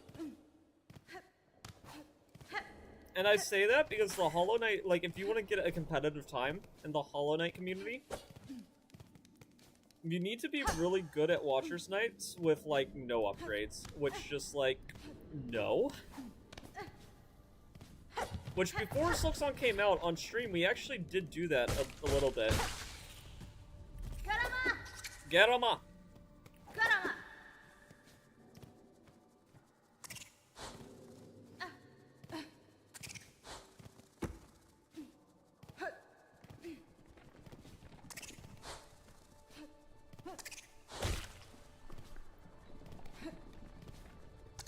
Am I not gonna be able to get through this first skip? Oh, no. Please. That's not enough height. That's definitely not enough height. That's like opposite of enough height. Whenever the skip takes you twice as long as going the intended path. We did get it before, though.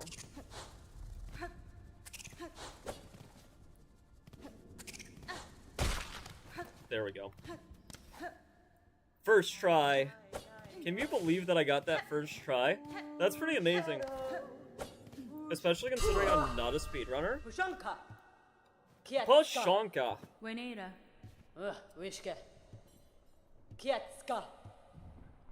Okay. My first time checking chat on the speedrun attempt is going to be whenever we grab Silk Spear. Unless we get some viewers in here that are, like, consistently messaging, we're not going to worry too much about stream chat while I'm doing this, just so that I can stay focused. We're also going to grab the Oral Commandment here. I know that the sweaty people no longer need an upgrade for any %, but assuming that we do very well, we're going to be getting a null upgrade.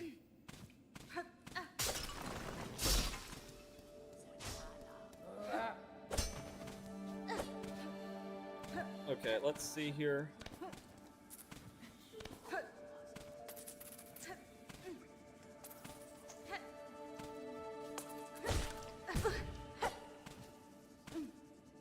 Garama!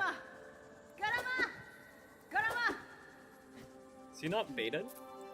I think I broke his UI. That's so silly. Okay. It's gonna be funny if I just, like, casually drop, like, a 2-hour speed run without dying, while, like, also having died on Moss Mother. How ridiculous would that be? It'd be pretty ridiculous. Stranger things have happened, though.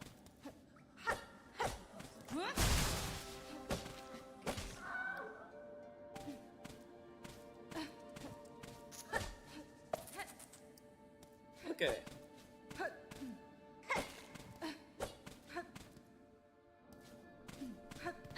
Looking forward to the first real challenge. The really fun part of both Hollow Knight and SilkSong speedrunning is it starts off slow, but you only get faster.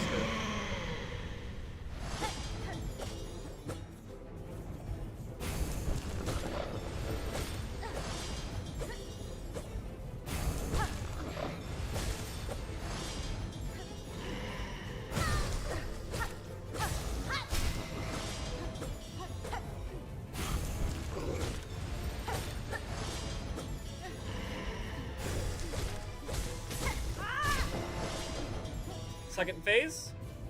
Second phase.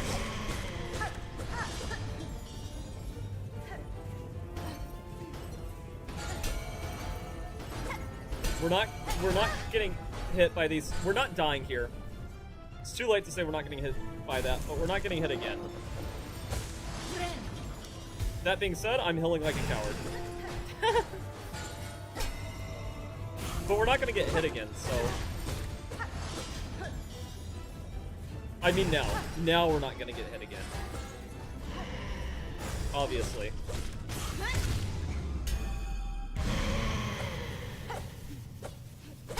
See? What did I tell you? Haters are gonna say I got hit again. Can you believe that?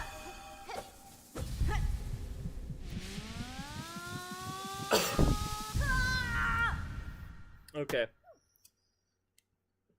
This is already going better than our last two speedrun attempts. Not speedrun attempts, still solo attempts, which is kind of funny. That being said, I got so focused on going fast that I forgot to stay alive, so...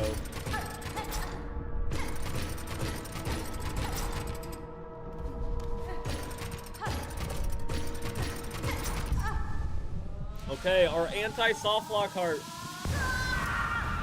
Okay.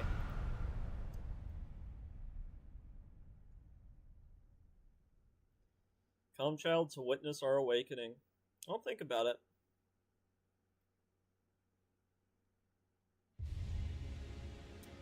Consume the silk heart.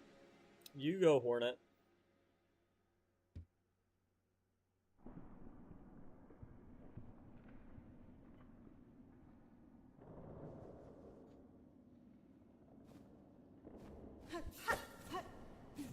Okay, let's go here.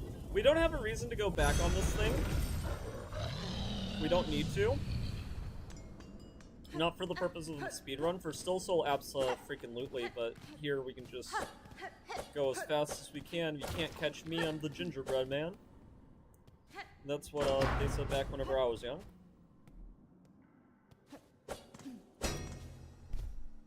Real men do not need to sit on benches. The only person who needs to sit on a bench is my brother whenever he's on a basketball team. That's right. I'm choosing violence. Everybody here's gonna be catching strays, going the wrong way.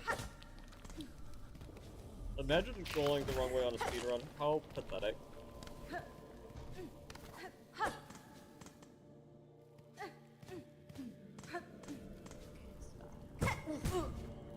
It's okay. You know what we have that we did on the Still Soul run? No reason to go into Hunter's March. Not a single one. Oh, could you imagine how good that feels?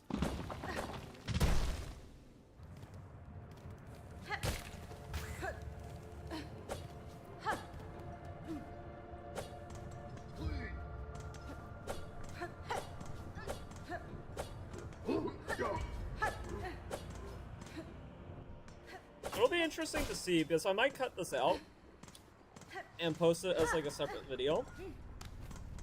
How our speedrun timing is working. Also, I'm going the wrong way again. I'm sorry for the bench comment, if you're watching. What you do... Actually, no, I was going the right way.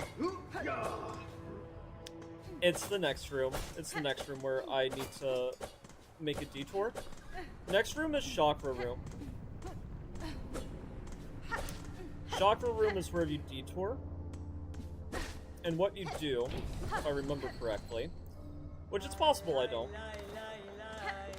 you ignore Chakra, you take this flying guy, you try to bait him over.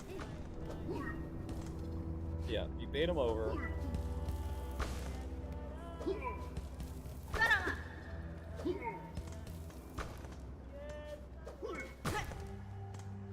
Bait him over.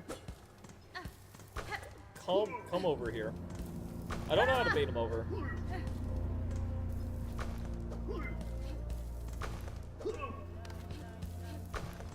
There we go. Okay. Bait him over. You hit up here. There is an enemy gauntlet, so it's probably worth trying to get a hill. Even though it's a little bit slow.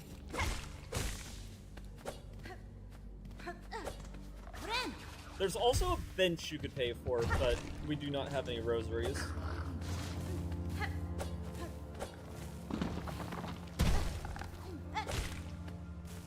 Okay, there we go.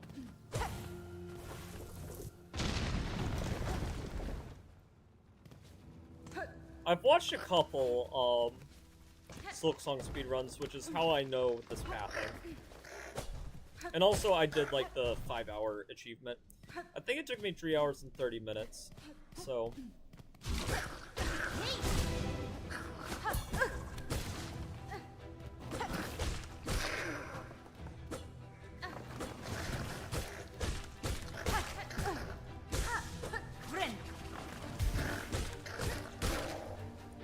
This gauntlet looks harder than it is.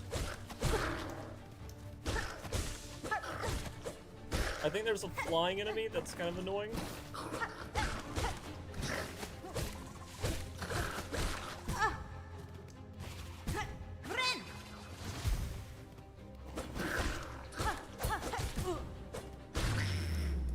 Yeah, it's not bad at all. Especially not compared to Hunter's March, which is like a pain in the rear early game. Okay. So we are close to our dash. And by dash, I mean swift step.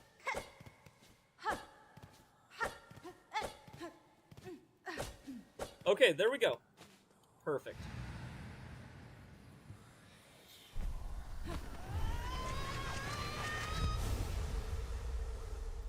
And you might be like, well, why not just do that before entering Hunter's March in the SilkSong thing? And the thing is, you have to delay Fractured Mask quite a... Well, you don't have to.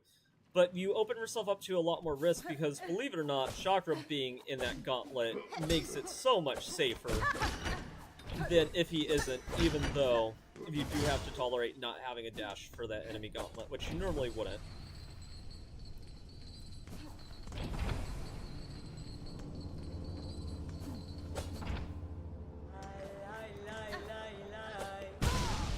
That was not very, muy bien. No bueno, but, not muy bien. As my friend back in my teenage days would say. Not that they're no longer my friend, just don't talk to them as much.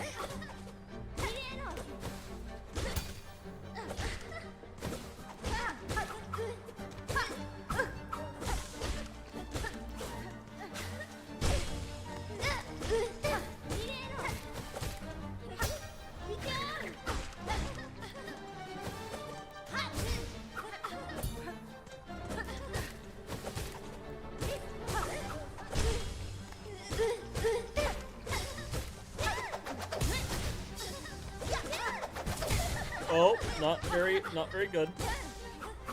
Okay. They're very low on health. That could have been pretty bad.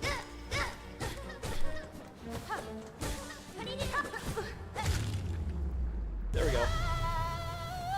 Pretty clean lace fight. I mean, it could have been better. I shouldn't have got caught up in that trap. Also, I know for like the sweaty speedrunners, they're like very insistent that you need to knock them into lava.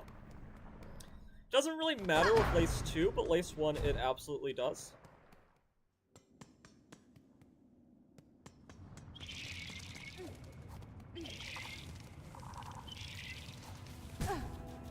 I'm also like a little bit more practiced in early game because I was kind of teasing one of my chess friends who's also been playing SilkSong because they were on the High Halls Gauntlet, and they're pretty good at the game, but they do struggle with some of the combat stuff, which is totally valid, by the way. The combat in SilkSong is just hard. I mean, it's just an objective fact. So nothing wrong with it. But I was like, I might beat the game by the time you beat the High Halls Gauntlet, and they're like, okay, Nightland. But then I got to the High Halls Gauntlet. I wasn't able to beat it though, because we agreed that I would not get any upgrades, and that gauntlet is hard, upgradeless.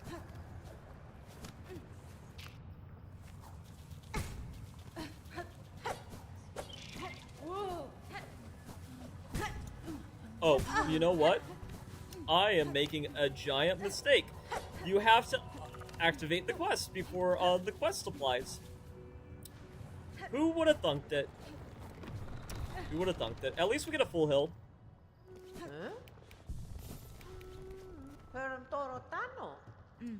Okay, so after this quest thing, I'm gonna check stream chat again. It's been pretty empty in here, except for the one person we banned. So, okay, still pretty empty in here. That's okay.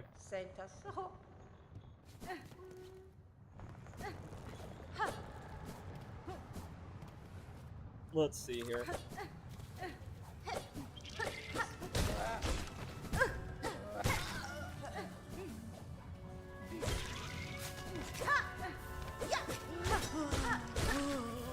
So in my initial playthrough of SilkSong, which there's evidence of this was the first time the game was really getting on my nerves. And that's because I didn't understand that you could knock these spines out like a dummy. I did not get it. So I was like, bad game design. Turns out it was not bad game design, and I just don't understand anything. The other entrance is actually faster to leave, but oh, okay. Tis whatever, tis whatever. These guys respawn, which is nice.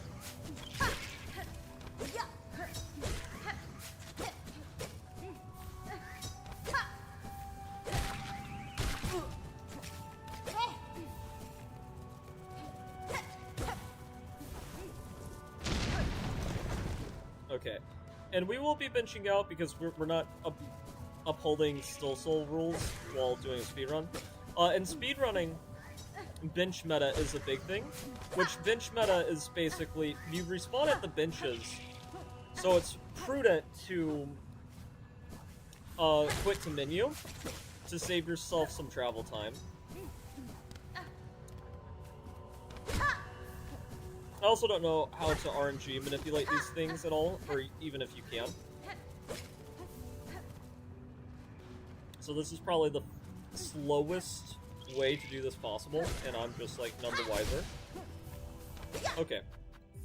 Hit the menu. It'll be interesting to note where we spawn on the menu. We spawn on the one that we were last on, which is actually kind of nice. I did see some speedrunners, they purposely used file 2, so I assumed that, like, maybe it would always put me on file 1 and, like, you save, like, maybe a fraction of a second or something. But I guess not. Okay, so we're gonna leave here. SilkSong early game really isn't that bad for speedrun purposes. Mary Poppins Hornet is just so funny.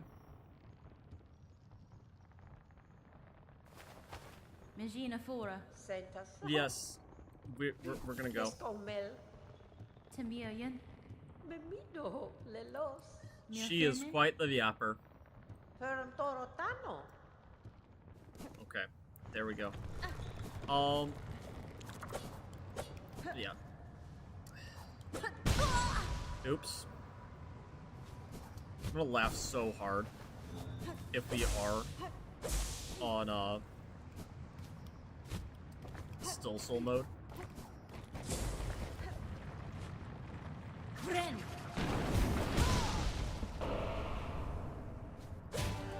There is a way to do it without healing.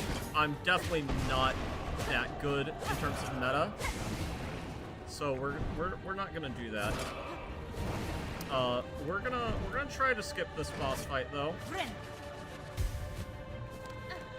There we go.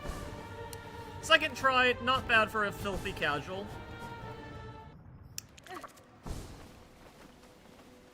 Yeah, that's normally a super cool boss fight. It would have been cool if you guys could have saw it. Anyway.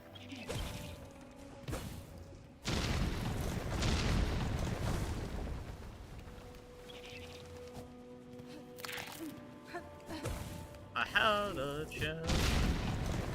Okay. Hi, Sherma. I have no idea how you got here. I didn't open the door for you. I didn't even go near that door.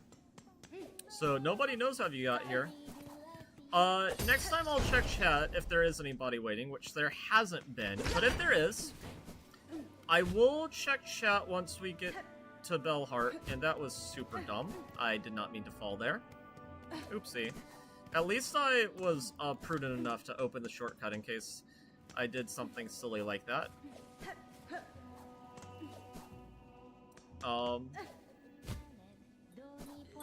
Actually, that's not the shortcut. I might have needed to open that anyway for the winds, but I needed to go up this path. That's what I got wrong, I think. Yeah. Oh, you know what? I needed to hit this. Forgot about that. Oopsie. Oopsie. So, we have to make a choice here. We have two routes we could go.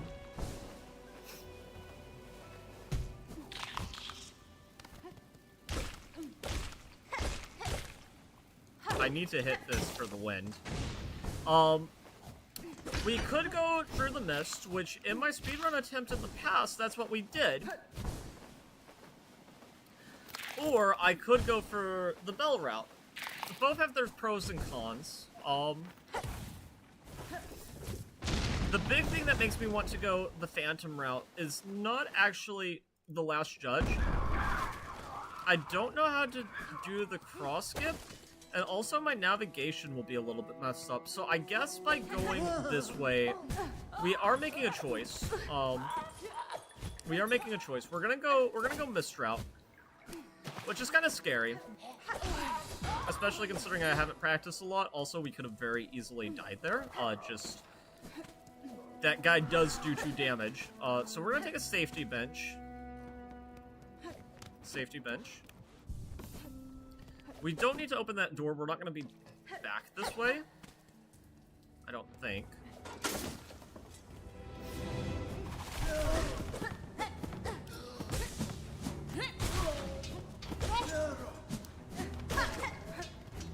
Bugsidon!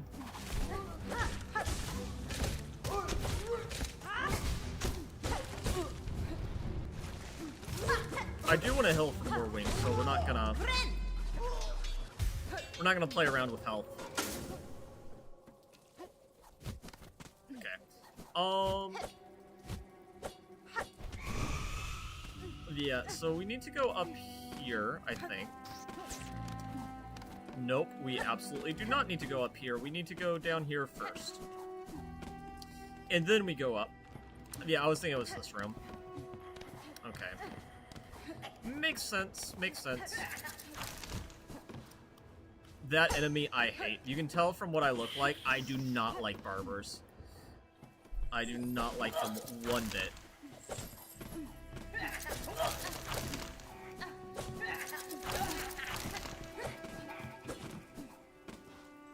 Okay, we're also going to activate the shortcut so that if we do, God forbid, die on Moorwing, we'll be able to get back here pretty fast.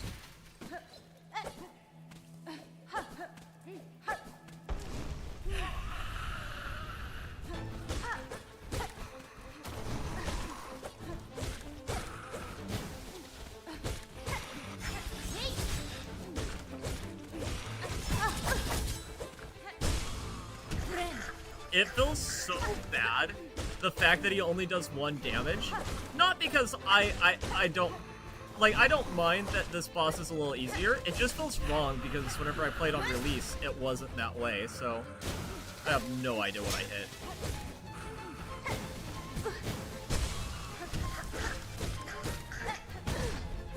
Oops, that's not good.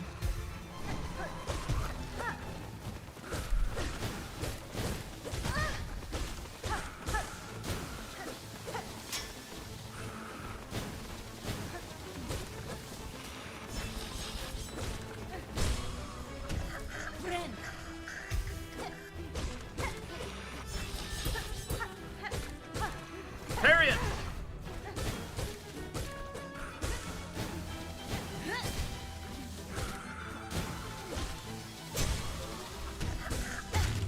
Okay, pretty good Moorwing. Pretty good Moorwing. Okay. I'm pretty proud of how we've conducted ourselves so far, honestly. Okay, so we made it to Belheart. I said this is where we're gonna check chat next, so let me just see if there's anything popping off. No, not right now. That's cool. Okay, Haunted Belheart, pretty reasonable. We're not unhaunt this place. We have to defeat Widow before committing to a path, which we've committed that we're not going, Drew, Last Judge. Which saves us some grief, but it will cause us additional grief because, oh, Sinner's Road.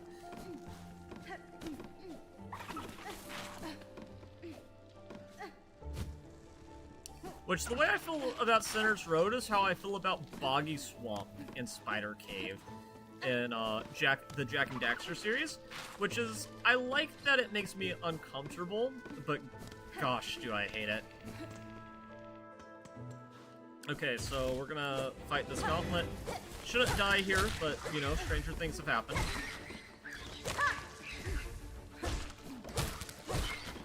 Okay.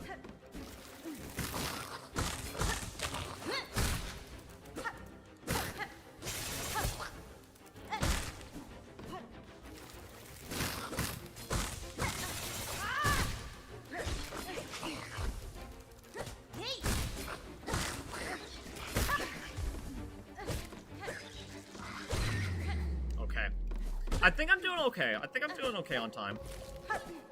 Like, I'm definitely playing a little bit timid for someone trying to speedrun, but, you know, is what it is.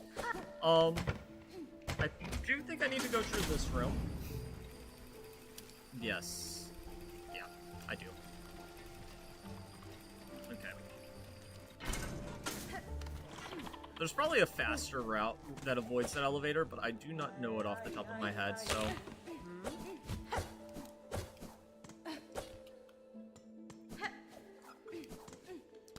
And here we go up like this, I think. I am a little bit worried that this is going to be something that's, like, sold off first time that you go here. Because I know whenever I've played, like, just more casual, just, like, running around, I've accidentally gone ways that are open later. And then been like, oopsie poopsie. Okay, but this is correct. Garama! Garama! Garama! Garama! Garama! Garama! Garama! Garama! Garama! Garama! Garama! There we go. And this skip is actually pretty easy. This guy just, like, goes right to where he needs to be, which is just so nice.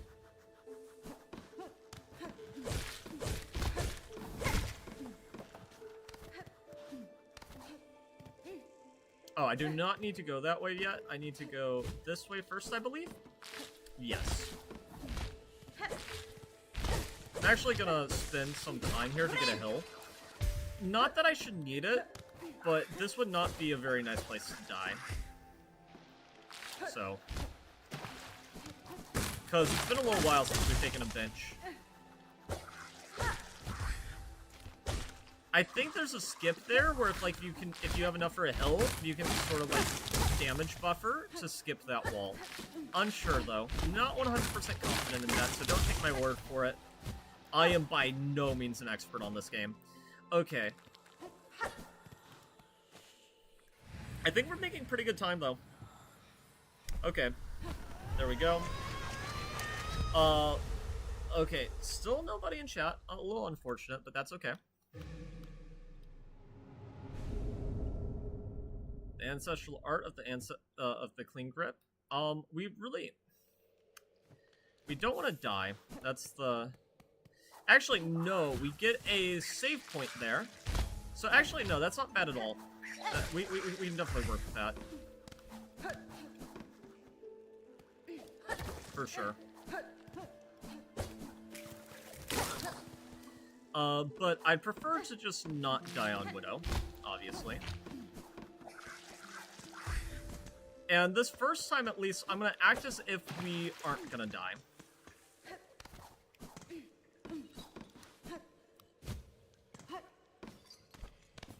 So I'm not gonna bother opening up the shortcut.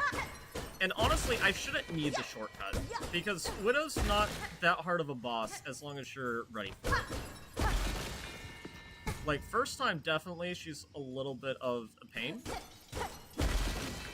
But the first time you play this game, like, you have no idea that, like, you know, there's a second phase and everything. Okay.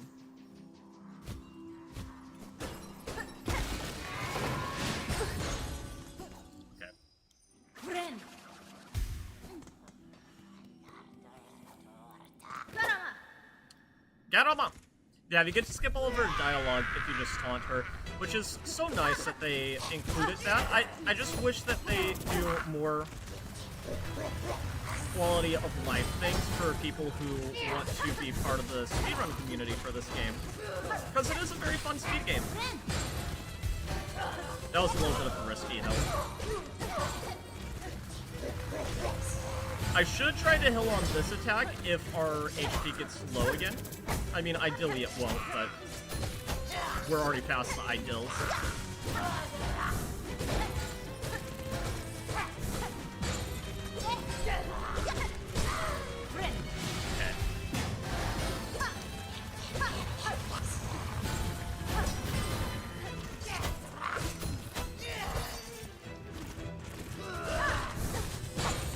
They should be getting pretty low on phase 1 health.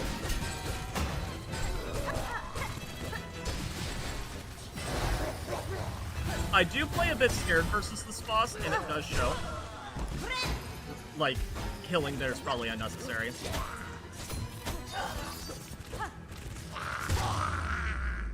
Oh man, they were... Okay. Screw you, buddy.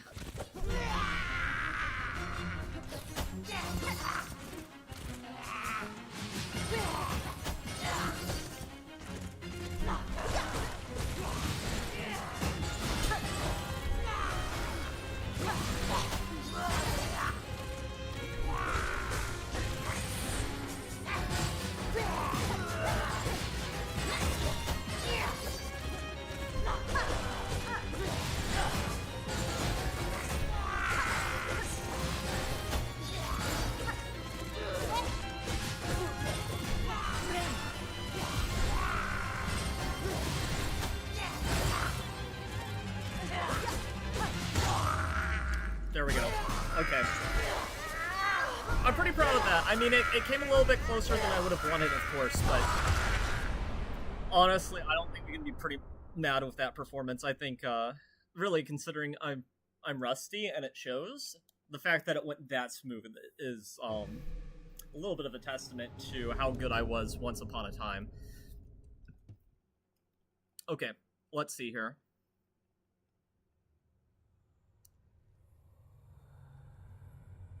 Very nice. If this goes well enough, I mean, I might just have this as, like, a separate video. Oops. I don't know if I remember to grab the, Choral Commandment. I might have forgotten.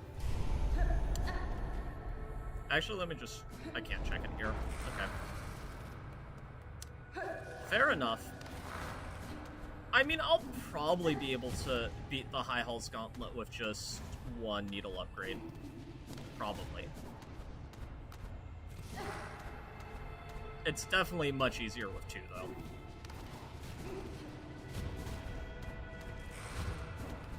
Okay.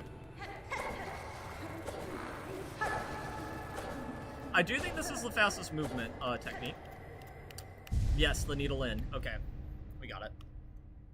I think that's what we're grabbing. I don't remember if we can skip this cutscene. This might be a forced cutscene. Yeah, it's not letting me skip. If I knew how long this was, I'd like interject a bathroom break here, but we're taking this seriously until like we have a serious stuff or something. Because so far I'm pretty proud of how we've played this. Like we've done pretty good. Which it's funny that on the run where dying is okay, I do not die.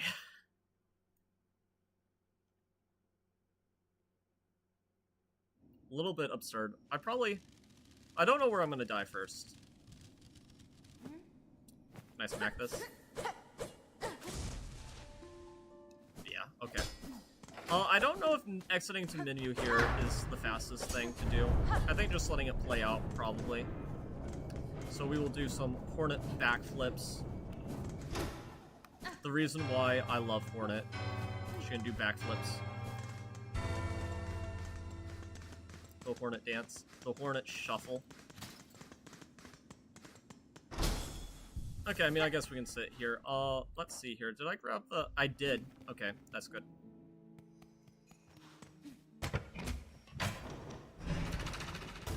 So the reason why you grab the Choral Commandment, if you're trying to go super fast on a speedrun, but you want to get a little bit of extra damage, is you don't really pick up a lot of rosaries whenever we're moving super fast. So, the idea is, you'll go to here, if this door will ever open. Husband? Yes, there we go. So we give the relic here, we're gonna open the bellway. Buenera. We're gonna open the bellway, so later on, we'll be able to come back here with great ease. And now we're gonna sharpen our weapon. Husband? Okay. Catestre. So we'll sharpen the needle. And these are optional things. I think this is pretty much phased out in most speedruns at this point. Because the players are just so good that they don't need these upgrades anymore. But if you're not, like, well-trained, I would recommend anybody, like, just trying to go for the achievement or something to do this. Okay. So we're gonna open up this bellway. And we should have enough for the grand bellway, too, I believe. With 125 rosaries. And even if not, I mean, killing like 2 enemies to get more is not that bad.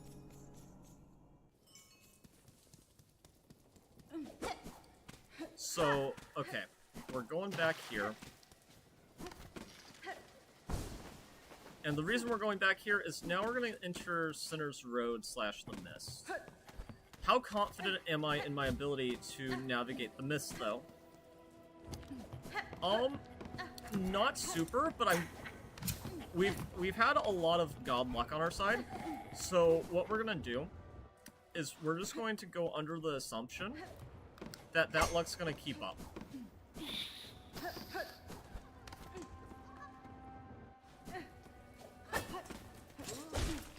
Which might be wrong.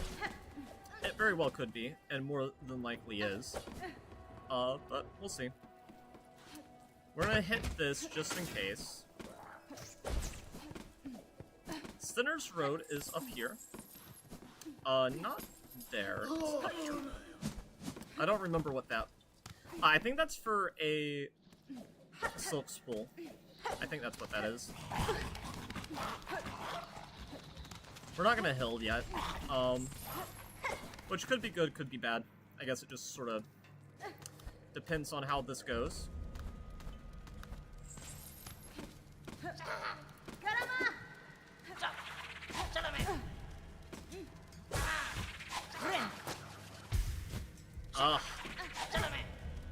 There is a skip here using this dude. I think I messed it up though. Let's see if we can get it.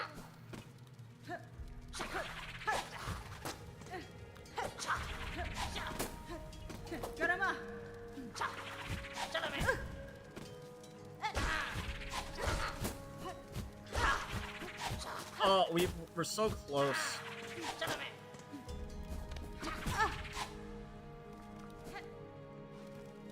Okay, I know it's cheesy to do this on a speed run, but I do want to practice the skips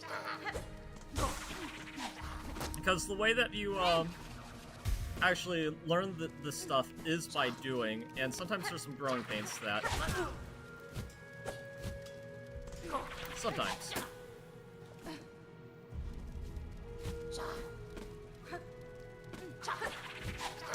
No, come on.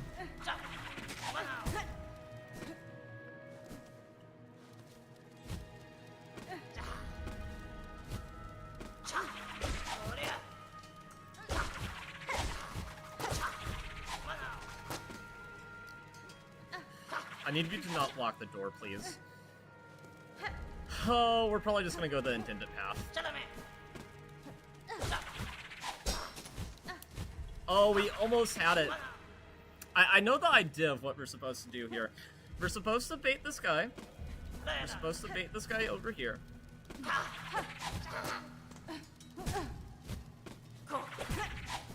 Okay, we do not want to die.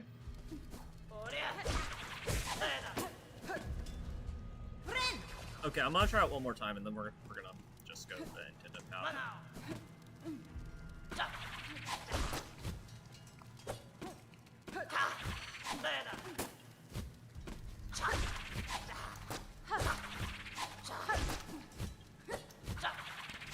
Oh, the problem is, it's so easy in Hollow Knight. Yeah, okay, well, we killed him, so now it's prudent that we go the intended path.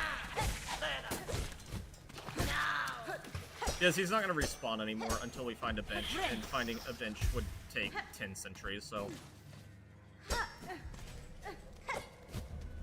No! Okay, well, it's also, I'm learning which skips I need to learn.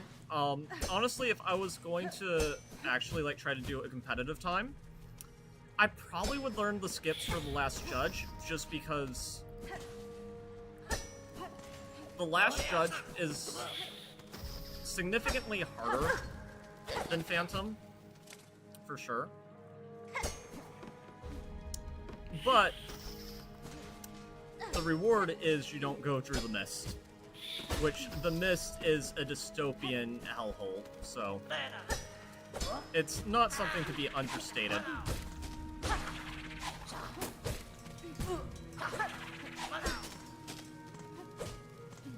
Oh my god, please. The sniping capabilities on these things are crazy. Also, I didn't know if you could heal through room transitions. That's insane. Okay, but anyway, I lost a lot of time there, but I'm not gonna die. I'm not gonna die on the mist. And, you know, the first step to being great is having delusions of grandeur. So, yeah, the mist literally would never kill me, ever, in any reality whatsoever.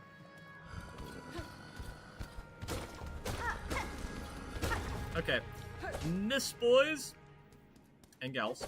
Once we get through the mist is whenever I must check stream chat again, or we die, but we would never die because we're just such god gamers.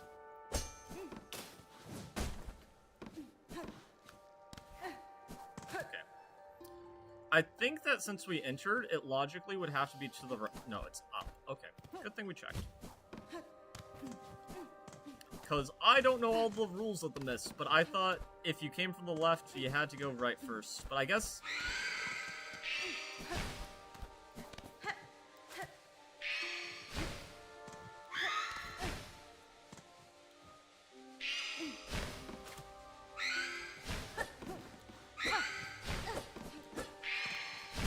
No! Oh, these guys are so annoying. This is why people hate the mist. It's just these things.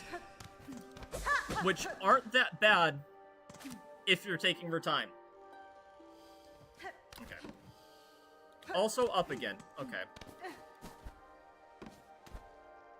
I might have just lucked my way into that. Okay, let's try not to aggro this thing if we can avoid it. I'm gonna say we're due a right. Yeah.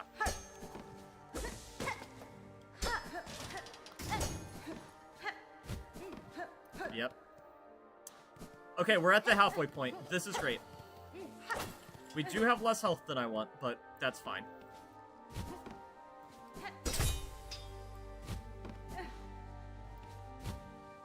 Not falling down is super important here.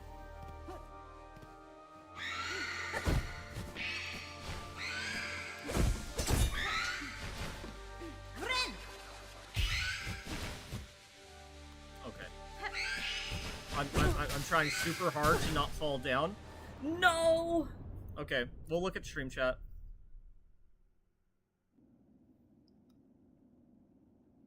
The mist is a dystopian hellhole. You know what? I'm going back here, and I am attacking this enemy to get...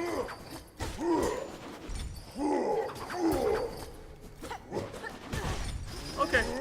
I'm sorry. I'm sorry, my guy. I should have never attacked you. And I'm sorry that I ever thought that was a good idea. Okay, the difference between having 3 hearts and 4 hearts is, like, literally none, so that was just a time sink. Well, okay, literally none is a little hyperbolic. There is a difference, but it's not a huge difference. Oh, don't fall. Okay, I mean, this is the perfect time to fall if we're gonna do it. Because we got reset. Where the heck are you guys going? Really? Okay.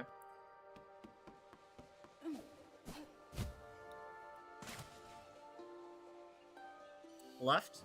Up. Okay. Right. Neither of the things I said. Got it. Okay, we're getting some good RNG though this time. We're getting better RNG. Not close enough. We're doing up.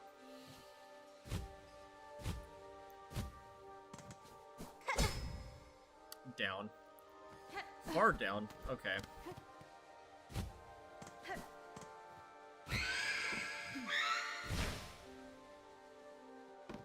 Oh, I really don't understand Mist RNG, but okay. Halfway point again? Okay, halfway point again.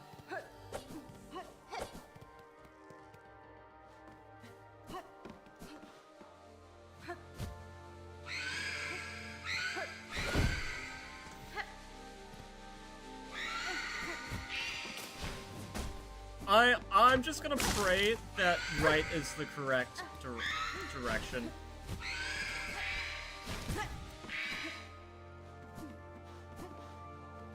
It's probably not, but I'm gonna die. Actually, if I die, I'm probably ending stream because we have been streaming for a while. Why am I not looking for the butterflies? Doing it once is one thing, but doing it twice, I mean, we're not gonna... Well, there was no butterflies, so what to do?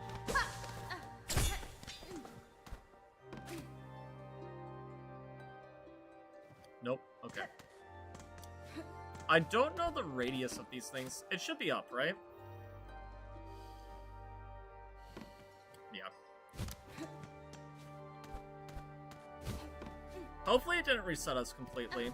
I don't think it would work that way, but, you know, SilkSong can be mean sometimes. So, we need to go which way? Up.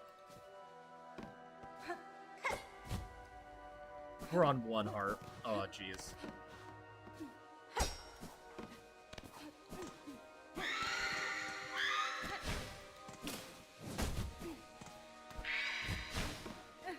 Okay.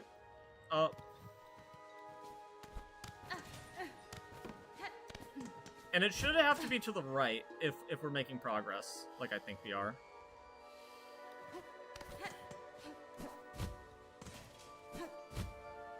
It reset us, didn't it? It did. I think. Either that or we're done with the mist. No, it reset us. Okay.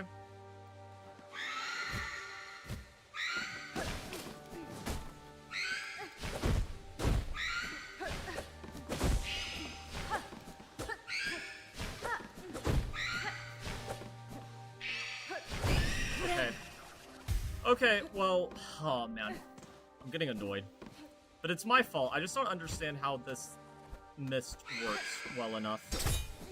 I thought it didn't reset you more than like a room, but it fully reset the mist. Okay. Well, we need to find the butterflies in that case because I can't afford to take another random chance, except like, what am I supposed to do? What am I supposed to do whenever 2 of these things are on me? And the needling does not work fast enough for this. It just doesn't. Okay.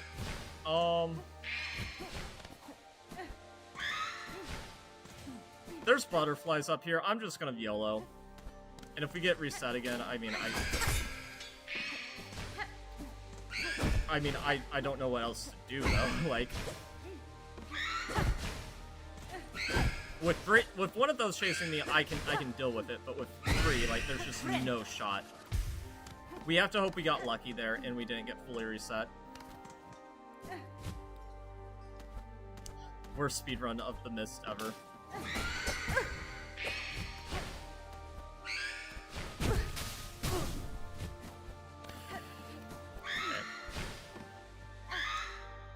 Yeah, we're fully reset, but I had to run away to survive. Okay. Yeah, I think I'm gonna have to learn some mist RNG, or I'm gonna have to... Please? Nope. Okay.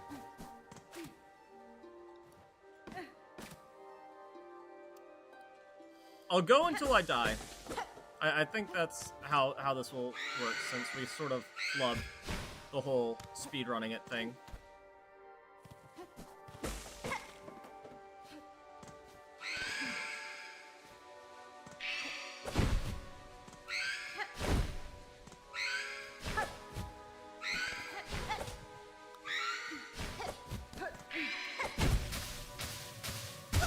Yeah. Okay. Okay. Did I accidentally do Still Soul? No, I didn't.